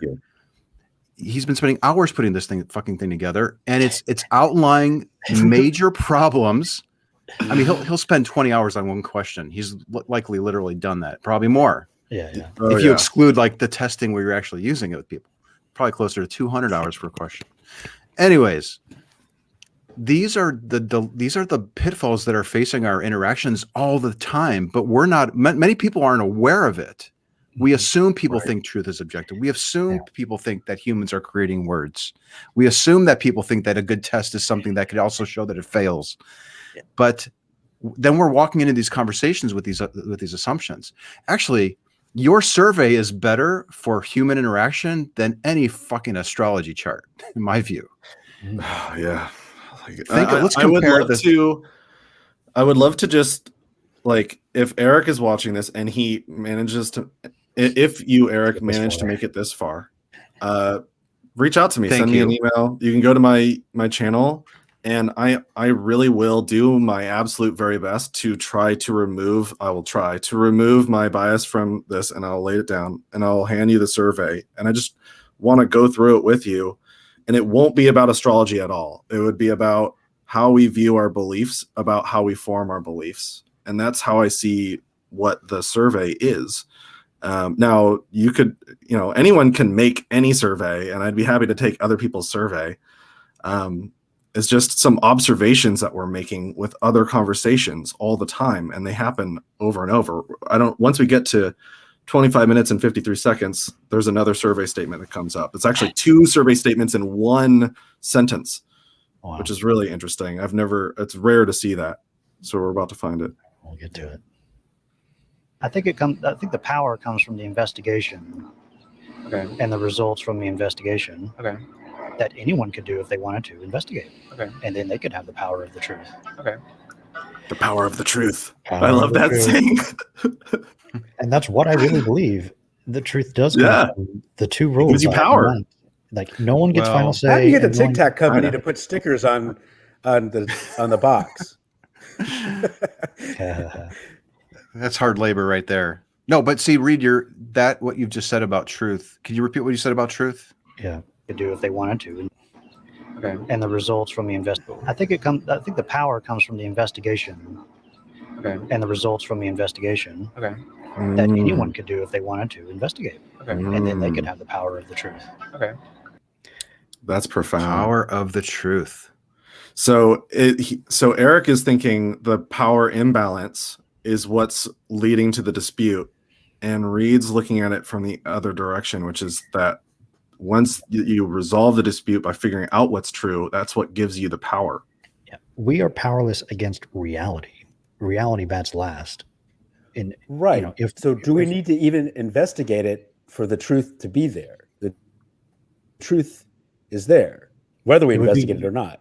It would be in our best interest to understand reality as best we can, so we don't bump into it a lot and suffer and die. Jeff here, there is no power imbalance if neither knows the number.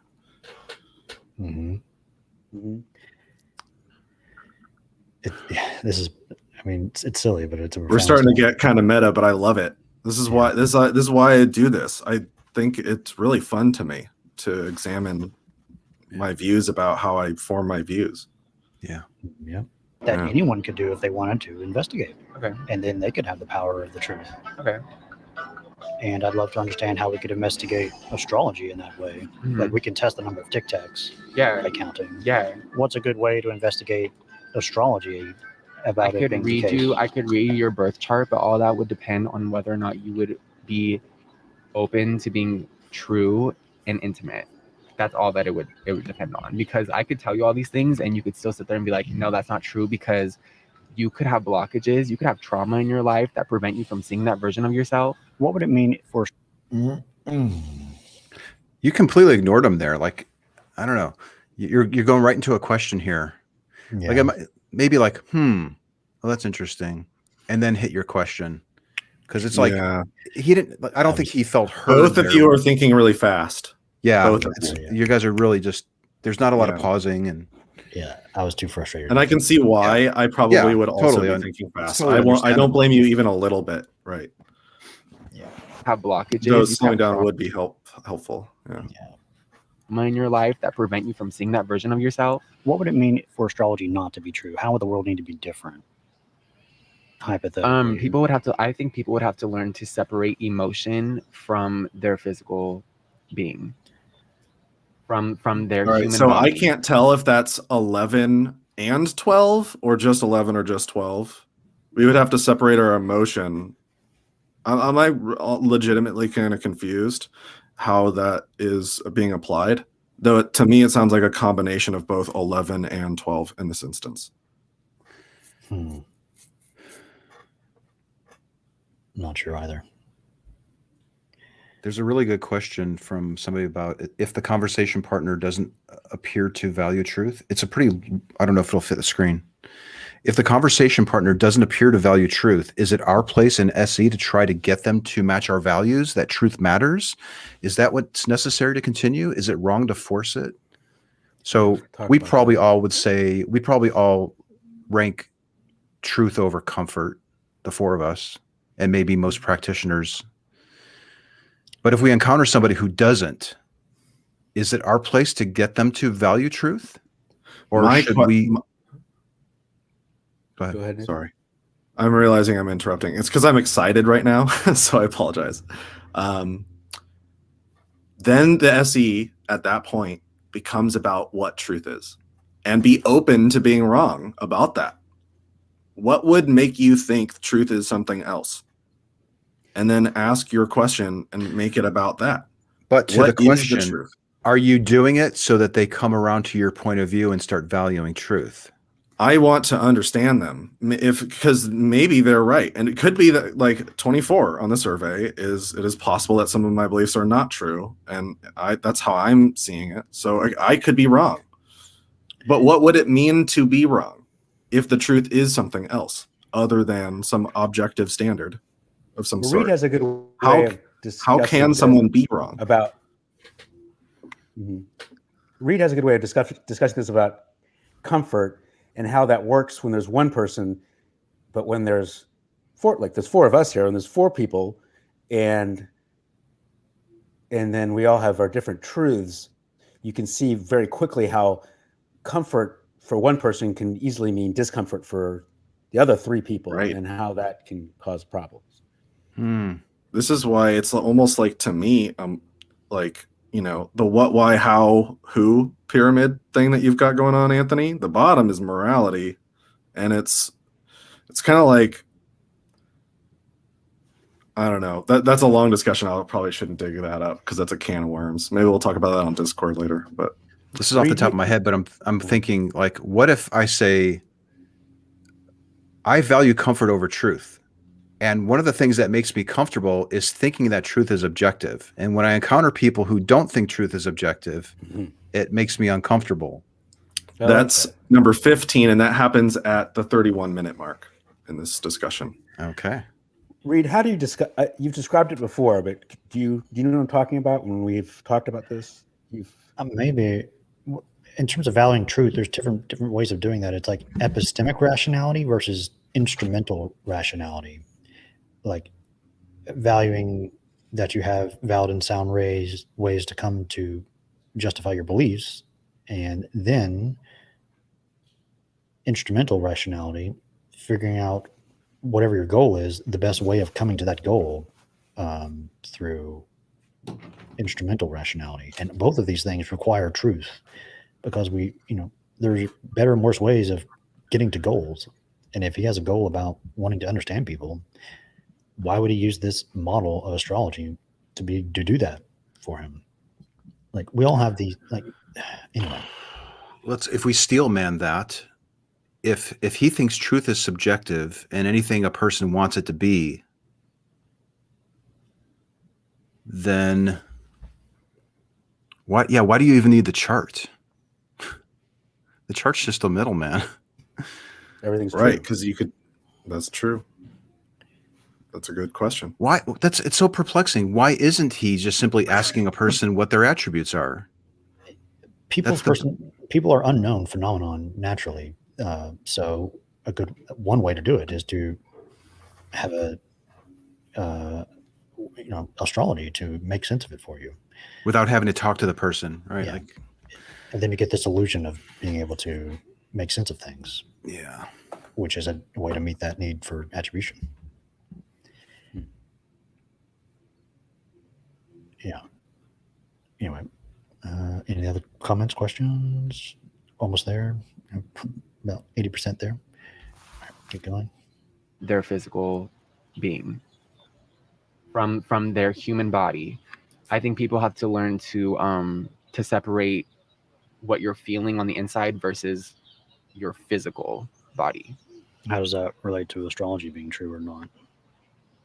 Because you just asked, I think, what the world would have to do to be able to accept something like astrology. No. Really, what would the world need to look like in order for astrology to be false? To be false. Yeah. I don't know. I don't believe just astrology to be confirmation. false, so I don't know. I don't know what that would look like. That's number 9. Feel free to use your imagination. How would the world need to look different? How would the world need to be completely I like that different question about using your imagination. That's great. I would recommend that people use that. Yeah. Use your imagination. We're usually encouraged to use our imaginations, right? It usually reveals interesting ideas and types of things. So encouraging him to imagine is a really nice way to suggest that somebody think. There's number 9. We should be satisfied with a test that can only confirm our claim. If we can't imagine a way in which this idea is false, could it be false and we're not recognizing it? Yep. That's the point. Mm-hmm. Yeah. You're saying something, Anthony? What were you saying? Oh, I think I was just going on about how it was nice that you said that he suggesting that he imagine. Yeah. I like Could that. you imagine this? I like that. I like that. Like even start with super implausible things. If just have something, and then we can potentially go to plausible things. All right. Are you ever still on this? All right. I don't know. I don't believe astrology to be false, so I don't know. I don't know what that would look like. Feel free to use your imagination. How would the world need to look different? How would the world need to be completely So this, different? can we pause it? This might be a good suggestion, like where somebody was suggesting 10 years from now, if you like, he probably wouldn't have this belief in 10 years. So could you imagine yourself 10 years from now and you no longer have this view? What would be different about the world? Yeah, that's a good way to also identify psychosocial motivations. Yeah. That's good. All right, here we go. For astrology to be false. We would all have to be buying into dogma. We would all have to be buying into one. Ooh, He's conflating it's backwards. certainty with objective truth, I think. I'm wanting to know if he thinks astrology is a dogma right now. Is he? Am I hearing from Eric that not believing in astrology is a dogma, or am I No, mishearing? If you think truth is objective, you're being dogmatic, right? Right. Ah, That's what I think. He's tying dogmatism to certainty and thinking that truth is objective. Yeah. Wow. To dogma. We would all have to be buying into one collective belief that everyone just accepts to be true. We'd all have to buy into one dogma? To a dogmatic belief system, yes. What would that belief be? That's what I'd ask him. What is that one belief? What would that one thing be then that we would all agree on? Right. That's good, because that would illuminate our misunderstanding here, because I don't think I would conclude that. Right? I would wonder if you would reach over and grab the Tic Tacs and be like, this is what would happen. Like we'd all be dogmatically thinking that there's an even or only an odd total number of pieces in the box. Oh, wow. Maybe. I don't know if you would go there, but though that's what I'm thinking would need to be the case in order for someone to actually go through with that answering in that question. maybe he reveals it here a little bit. Okay. How does that relate to stars and when you're born and stuff? But that's the point. You're asking me what the world would have to look like for astrology to be false. Yeah. We would all have to collectively believe in one thing that is not astrology. Whoa. We'd all have to Would we need to? Is he saying that his belief in astrology would be on the line? Well, of course, that's the hypothetical. Like if if astrology wasn't real, what would be different? I think that's what your question is, right? What was the question that started all this now? I think it's his. Let me go back. Look like first. That's the point. False. Yeah. We would all have to collectively believe in one thing that is not. You go back just a little bit more because it's your question that starts it. Like to a dogmatic belief system. Yes. How does that relate to stars and when you're born and stuff? But that's the point. You're asking me what the world would have to look like for astrology to be false. Yeah. We would all have to collectively believe in one thing that is not astrology. I don't even know if if Eric here understands your question. That's just a complete non sequitur. I think what he's saying is like astrology just wouldn't function in that world. I think that's what he's saying. But that's not the question. I think what you're asking, Reid, is if this wasn't true, how would life be any different? Yeah. But he's basically saying, well, I think he's saying astrology just wouldn't function in that type of world. So he's not understanding the question, maybe, is probably what's happening. I think at this point, disconfirmation criteria, it might be helpful to describe what you're seeking to Eric in the form of some kind of thought experiment, whatever kind of thought experiment you want. He used the Tic Tacs already. Sounds like he's saying astrology can only be true in a world where truth is relative. Tic Tacs are more about the nature of truth, and I'm wanting to know what disconfirmation criteria is and why it might be important.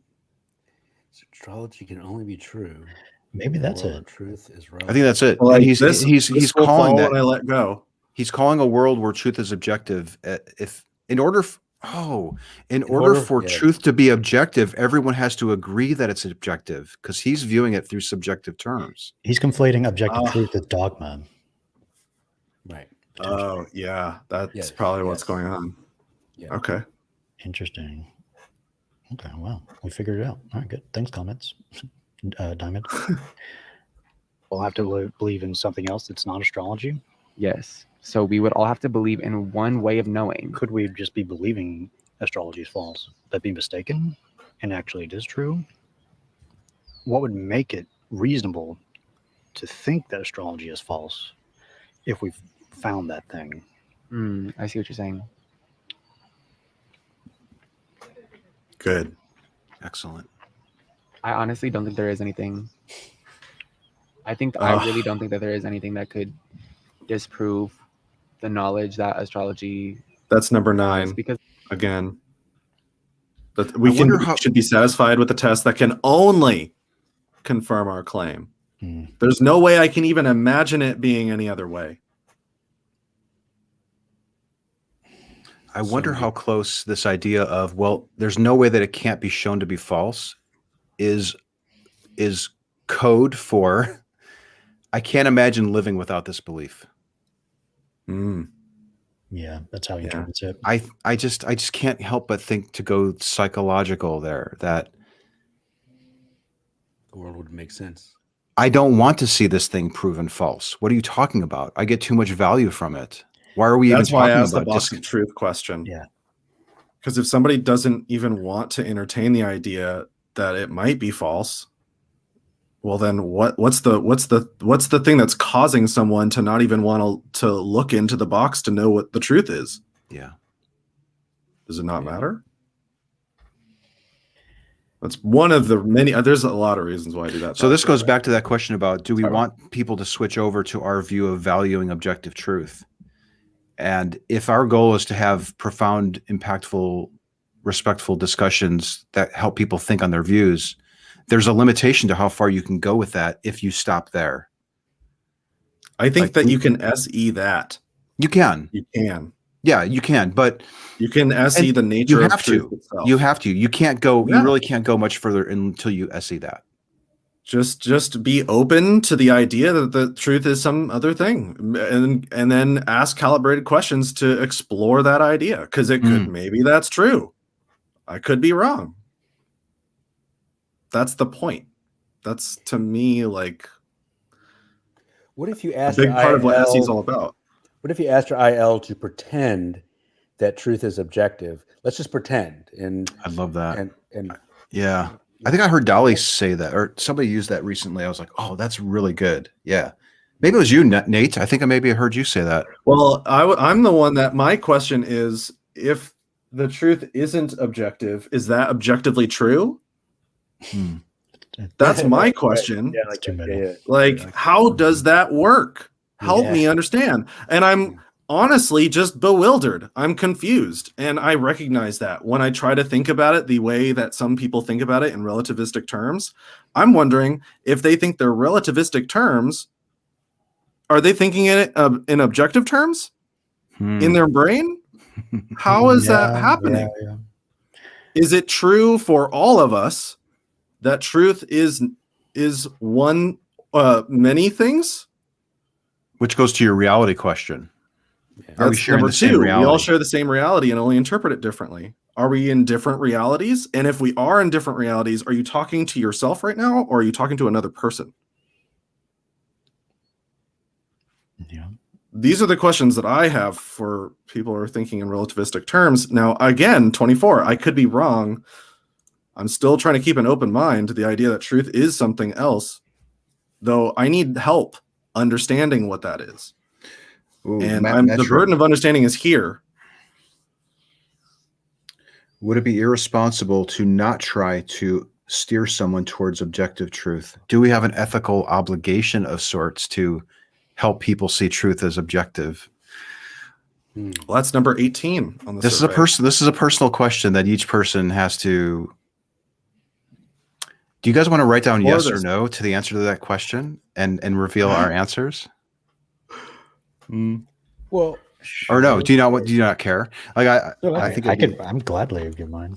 Yeah. Do we need to do that? Should we take a poll? I can't make a poll now.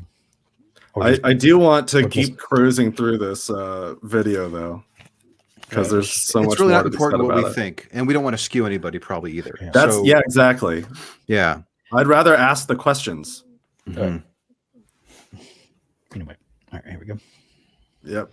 Disprove the knowledge that astrology has, because the problem, or I don't want to say it's a problem, I think it's just a consciousness. I think everyone looks at astrology as one thing. I think, and even you look at astrology as one thing. Like how could the planets, how could these balls of gas affect my personality? How could things affect my personality? All whatever. Yeah. How does it affect me? Yeah. He's repeating your view. But nice. what the collective doesn't realize is there's so many layers to astrology that even you believing that is you blocking yourself from all these other things that it could help you with. All it is a tool. It's not a belief So you're system. not believing it. It's not. You It's not believing it. anything. It's a Hmm. tool to help you learn more about yourself, to help you learn more about what makes you feel good when you go home at night, what makes you sleep better, all these things. It helps you understand your dreams. It helps you understand like your true passions outside of projected trauma. It could be projected trauma from your family, projected trauma from your neighbors, all these things. It really helps you sit with your core. And I see how you could say like you would never know that to be true, but if you resonate with what your birth chart tells you, Yeah, then it's true to you. that's what I'm hearing you say. It claims a bunch of things, Yeah. and if you believe those things to be the case, Mhm. then that could potentially help you as a tool in your life. Yeah. And one way to test the potential claims that it's making is the way it resonates with you. Yes. If it resonates good, it's true. If it resonates, That's not I can sense your anger right now. well with Oh you, wait, we're at it does. 29:18 already? We missed a few. Shoot. There was at 28:52 there was number 11. At 29:39 there was number 6. Folks, Nathan can't help it, just so you know. He just thinks in terms of I the can't. narrator. Well, 29:39 the quote was, "You have the power to create your own reality." That's Did we coming miss up. that? Did I somehow miss that? That's coming up. Or is that coming up? Okay. 15 Okay. more seconds. But if you're new to SE, Gotcha. check out the questionnaire because it's really helpful. Because during a typical conversation, a lot of these just naturally come up, and then if you kind of see these written out beforehand, and then you hear it in the video, it just These are the list of the unstated assumptions that, or most sometimes explicitly stated assumptions. So they're great to talk about. Here we go. Yeah. It's true.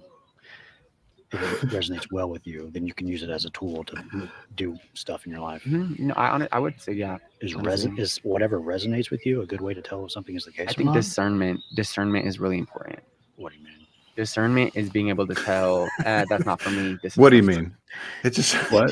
it's just like a throwaway, like, oh, what do you mean? Now what are we getting ourselves into? That's how I interpret that phrase. That's exactly what that meant. Yeah. Really important. What do you mean? Discernment is being able to tell that's not for me. This is for me. That's not for me. This is for me. I do believe that 100%. I do believe that you have the power to create your own reality 100%. That's number There's- 6. Can you create a reality where astrology doesn't work? Number 6 is strong belief, even without action, can change external reality. And more so than any other on the survey, there's a wide diversity of views on this one. Mm-hmm.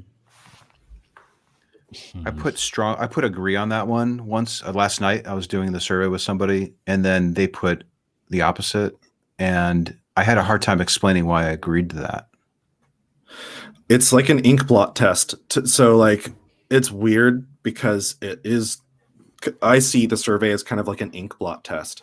And if you do the survey with someone, ask them to explain how they're interpreting it, because you can interpret it many different ways. And the way in which you're interpreting it should give you the leverage to understand how the other person is understanding it, whether they agree or disagree to it. And I can conceive of ways in which agreeing can make sense, though there's other ways in which it might not make so much sense, or maybe there's some misunderstanding. It's a way of like helping us understand each other and how we're viewing it. People are asking for the survey now in the chat, and I put a link to it. There you go. Yeah, so the idea, there's some instructions in there. The idea is not to fill it out on your own necessarily. Now, while that is something that might be beneficial to just click through it, the idea is you start a room, you send the link to a friend over Zoom or on a phone call or in person sitting at a computer, and you each say where you agree or disagree, and then you can compare both of your answers. And as you go through it, volunteer the other person to offer up what they think it means, each statement in their own words, and be charitable in your way of interpreting what it is that they're saying, and then ask questions that would draw you to their understanding, and vice versa. And hopefully you bridge the gap of understanding as to how you're viewing these things. Yep. And you're going to be having some videos from our workshop coming out very soon where you show an example of how to do this. There may be delays because I'm having a conversation with a certain particular individual. Nathan has done that. You do a really good job of literally modeling how to understand them. You are one of the best I've seen do that. You make it's all about them, and it's about you understanding them. And because that's something we can learn a lot from that. That is a huge part of SE, and it's so hard. It's very difficult to make it about them all the time for 30 minutes or however long your talk is. It's very, very challenging. My last talk was 2 hours and 40 minutes. Yeah. Wow. You can get fatigue. That's another thing I wanted to talk about. Maybe I burned out the whole next day. By the way, you can get burned out doing this. You do enough of these. It messes with your mind a little bit. It does. We could do a whole review video on that maybe one day. I would love to. Mm-hmm. Almost there. Okay, so let's say we find a chart and it claims something about me, and I discern something about the chart. Does that how does that relate to the? Yeah, because I could interpret your chart differently than how you would interpret your chart. Yeah. Okay. So why would you put all of your faith in me to tell you about yourself when I'm just trying to give you the tools to tell you about you, so you could tell yourself about yourself? If you interpreted it as something is like X and I interpret it as not X, could that be the case? Yeah. Like because it doesn't matter to me. Like with the Tic Tacs, like even or on. Yeah. If you interpret something from my chart as the case, and I interpret it as absolutely not the case, how does that make astrology reliable to find out about ourselves? it doesn't matter to me whether or not that resonates with you. There's so many other things that could be in the way that I know nothing about you. Yeah, that's number 19. So this is where I would repeat back. What I hear you saying is it doesn't matter. It doesn't matter if the characterization misrepresents you to other people as long as it's accurate to yourself. Right. This is really hard to pick out in conversation. This is number 19. I often investigate beliefs that do not match my own. Essentially, I'm just hearing like I don't even look into it from other people who think differently than me. That's what I'm hearing. Yeah, it sounds like the standard for the truth of my personality is what the chart says, not me and my actions. It's the chart. It's not what the chart says. It's how you interpreted what it said that matters. That's what I think he's saying. Yeah, that's even worse. Yeah. It's even worse because we can give the same chart to all four of us, and if we share the same date and we interpret it differently, we're all correct. What does personality mean? Yeah, what is personality? Isn't that a prediction of certain natural phenomenon? We're getting some really good comments in here. But yeah, let's press on. Thank you for your participation, folks. Great. Yeah, thank you. Really appreciate the share comments. this video with one of your friends. Blow their mind. Yeah, please do. All right, here we go. With you, there's so many other things that could be in the way that I know nothing about you. I know nothing about your life. I know nothing about your experiences. So for you to reject something that I believe in is not going to make me reject what I believe in because I believe in it. it helped me.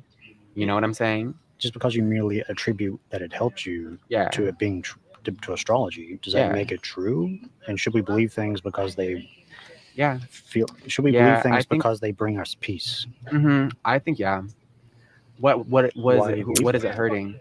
You know, like does it give me an example where someone just minding their own business and being in their peace is gonna hurt the collective or hurt?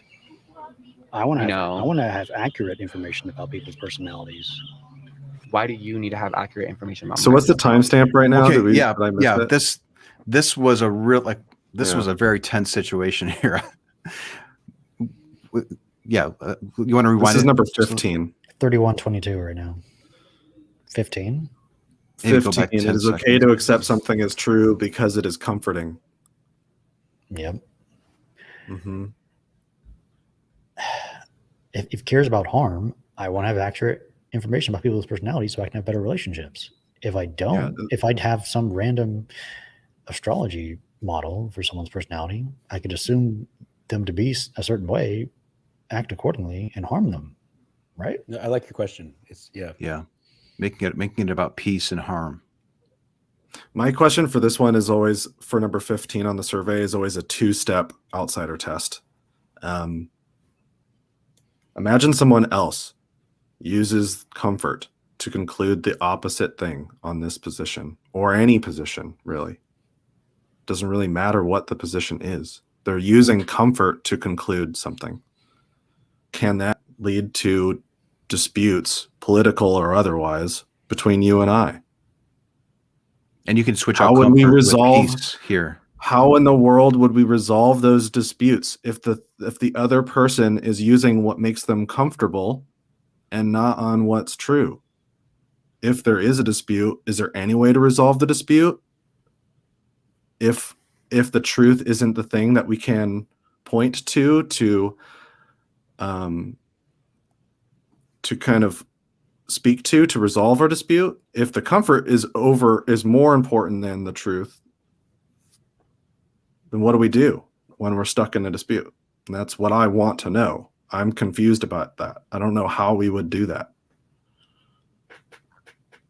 And what we find comfortable can completely change within a day, within 10 minutes, within 30 seconds. What I find comfortable now is not what I'm going to find comfortable 2 minutes from now. So what does that really even mean? Right. Another way to interpret number 15, by the way, is it's either can be like, I believe this because it's comforting, though the way it's most commonly spoken out loud in conversation usually is, well, it doesn't matter because it doesn't hurt anyone. Yeah. Who am I to say who am I to say what other people believe? Right. When you start hearing words like that, that's an indication that they're probably valuing comfort over the factual state of the matter. Mm-hmm. Yep. And it is one principle to resolve conflict, and I don't recommend it. There was this point here was kind of tense because I think he's like, well, what does he say? Why do you need to know about me or something like that? Like it's building up to that. Yeah. Yeah. Here we go. Information. That's the last of my survey statements, by the way. Okay, cool. Yeah. Why do I want to have accurate information about people's personalities. Why do you need to have accurate information about my personality? So I can have a better relationship with you potentially. Great answer. And that's the bottom line. What a fucking great answer. Like that is the best answer to that question. And I think how can I have a good relationship with you? Right. Yeah. And he didn't, there was no resistance. There was no, like, he was like, like, yeah, he didn't challenge your sincerity on that answer. It's a great answer.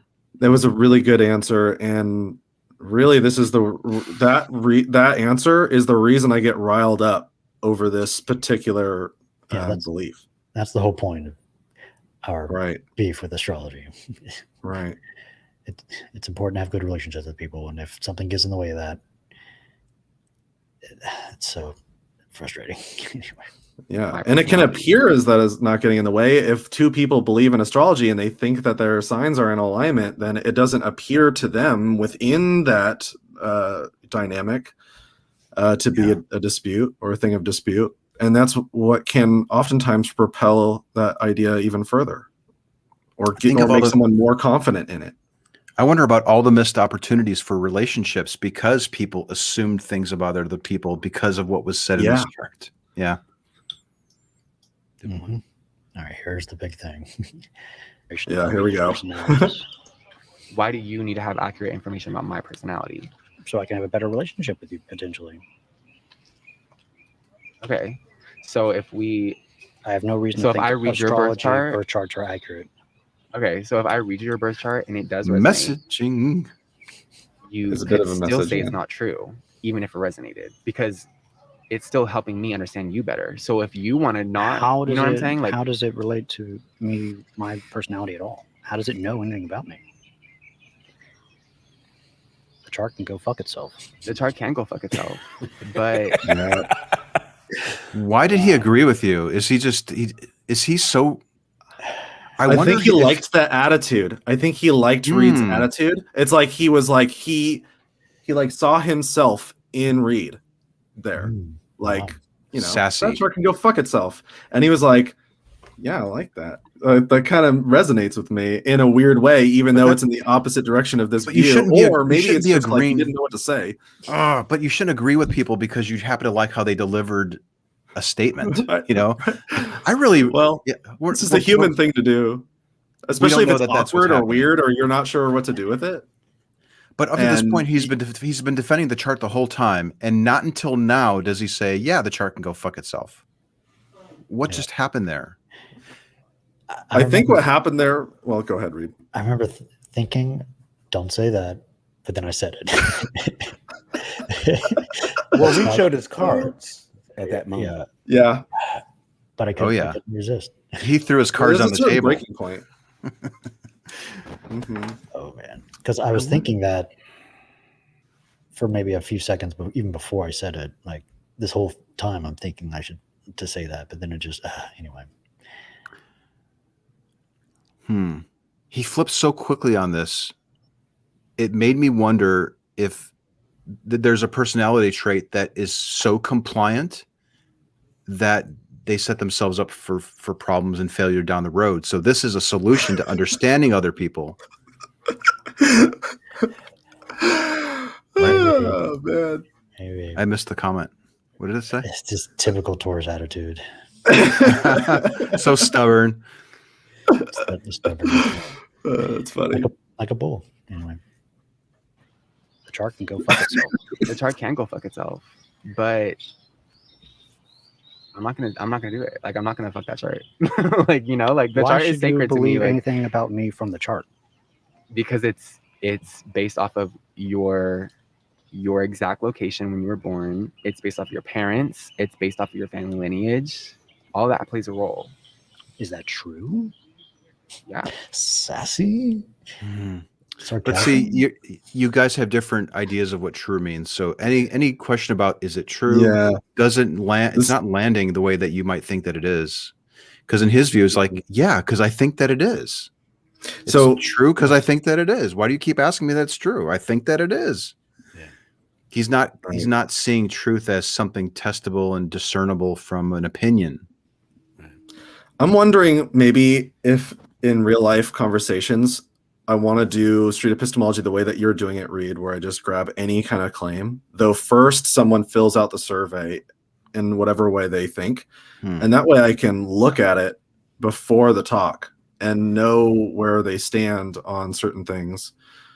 And then ask them questions about the epistemology on certain parts of the epistemology. Maybe like, how about this? On things in which we agree, start there. Talk about the things that you do agree is the case about our epistemology and explore that, and then go into the belief. I don't know. I'm still trying to figure out my method and how I want to do interviews. And the survey can be used in so many different ways. I'm just exploring, like brainstorming different ways to prevent an interview from blowing up like this, because I will probably do that exactly the way you did. Yeah, with SE, it's ideally you would want to have just regular conversations without having access to paper and screens and surveys. Right. Yeah, you don't need that at all. Ideally, right. Yeah. So it's just a good way to kind of memorize very common principles, and you can practice questioning those individual principles. And when they come up in like these types of conversations, then you have like a nice way to question those. Right. And they have a bunch showed up here. So that's good. All right. Anyway. Cool. That's brilliant. I mean, I haven't proven it. I don't have information to tell you or data to tell you right now, like sources. Wait, I don't have information to tell you. Yeah, it's proven. I mean, yeah, it's proven. Oh, wait, proven how? Like with evidence? I haven't proven it. I don't have information to tell you or data to tell you right now, like sources. Do you wish that you did? Yeah. Would you prefer that you did? Or is it not even important? If you did, would you be more confident? Right. Yeah. That is just another opinion. Yeah. Your parents and their charts influence your chart as well. How do you know that? I don't have resources, but I know that that's something that is true. Okay. Like Unread library. I don't have sources that I can tell you, but like I know that's true. Well, I love conversations like this. And I just cut it off. I love that. That was such a graceful way to exit. It was. It's just a great exit like that. I've never seen a conversation end like that, and it was really great. You just said, I love conversations like this, and smiled and kind of chuckled under your breath. And it seems sincere, I thought. Yeah. Like, I honestly do love conversations like that, even when I'm agitated. Is it because am I masochistic? I don't know. Yeah, it's like, I just had a conversation that triggered the fuck out of me, but we still made progress, and I had a great time doing it. We shouldn't pretend like we don't have emotions when we do SE, because we do, and we're not robots. And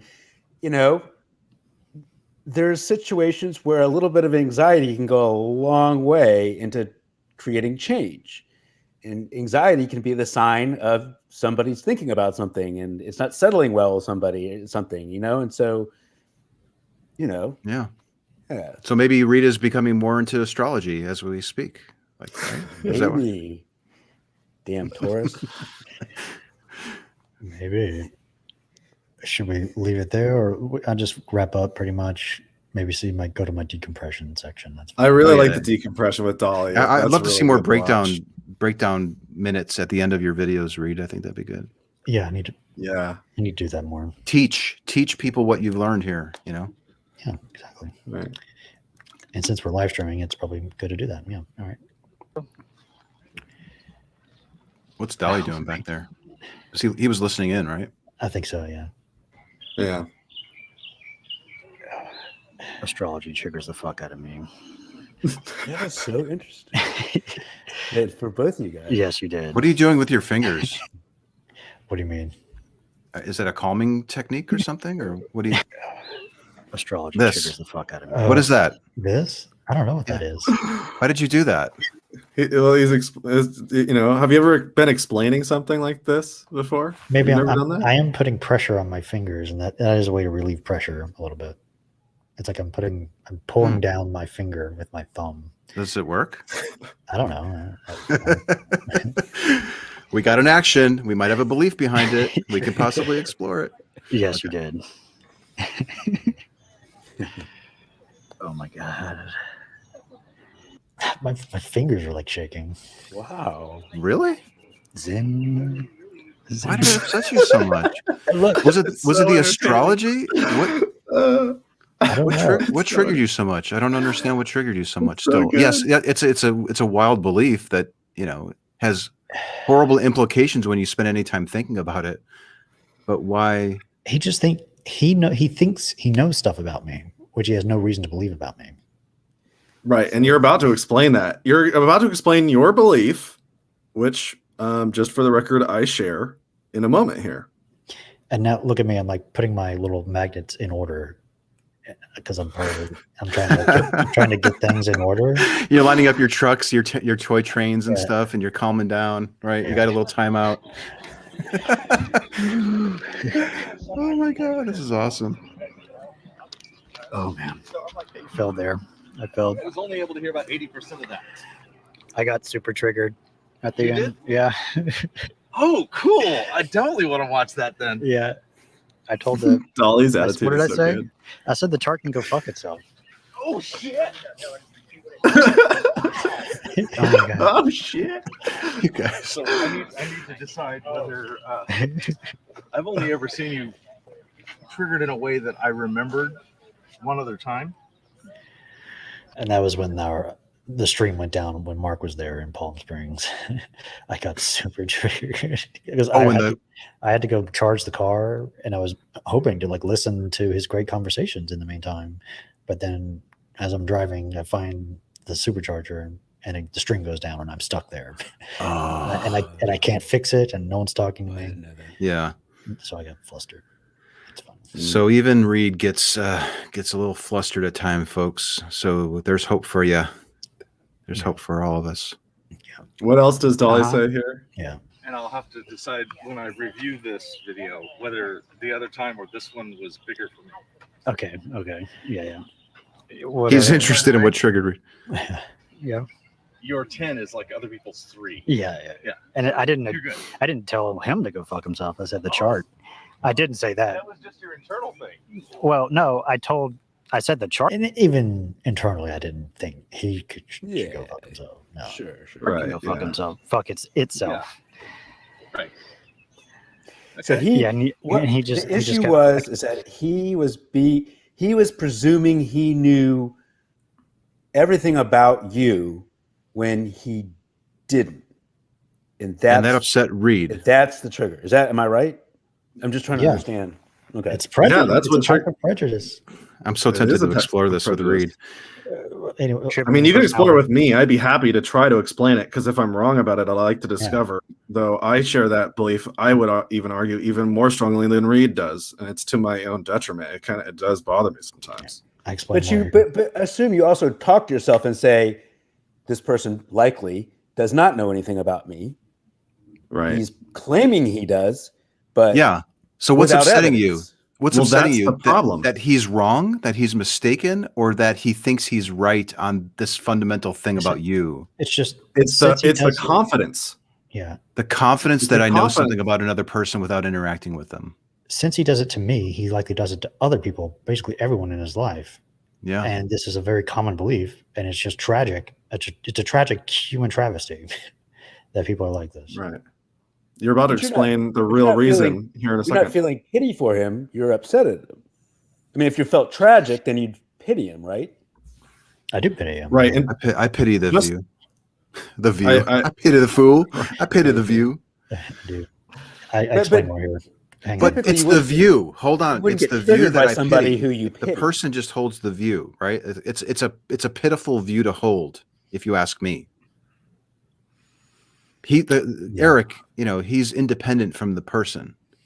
Yeah, I don't but if pity I him. pity it, people right, are but- not their beliefs, and I'm sure sure. Eric is probably a really awesome person. Yeah. To hang I would out love- with. yeah, I would really have. cool I to would have a have- beer with Eric. Totally. I would love to hang out. You know what I mean? Absolutely. People are not Totally. their beliefs. So if anyone's like seeing like, oh, I'm raking them over the coals here, like I'm really not trying to be that way. I'm trying to point out what we are hearing in the conversation and the epistemological conundrums it can lead us to.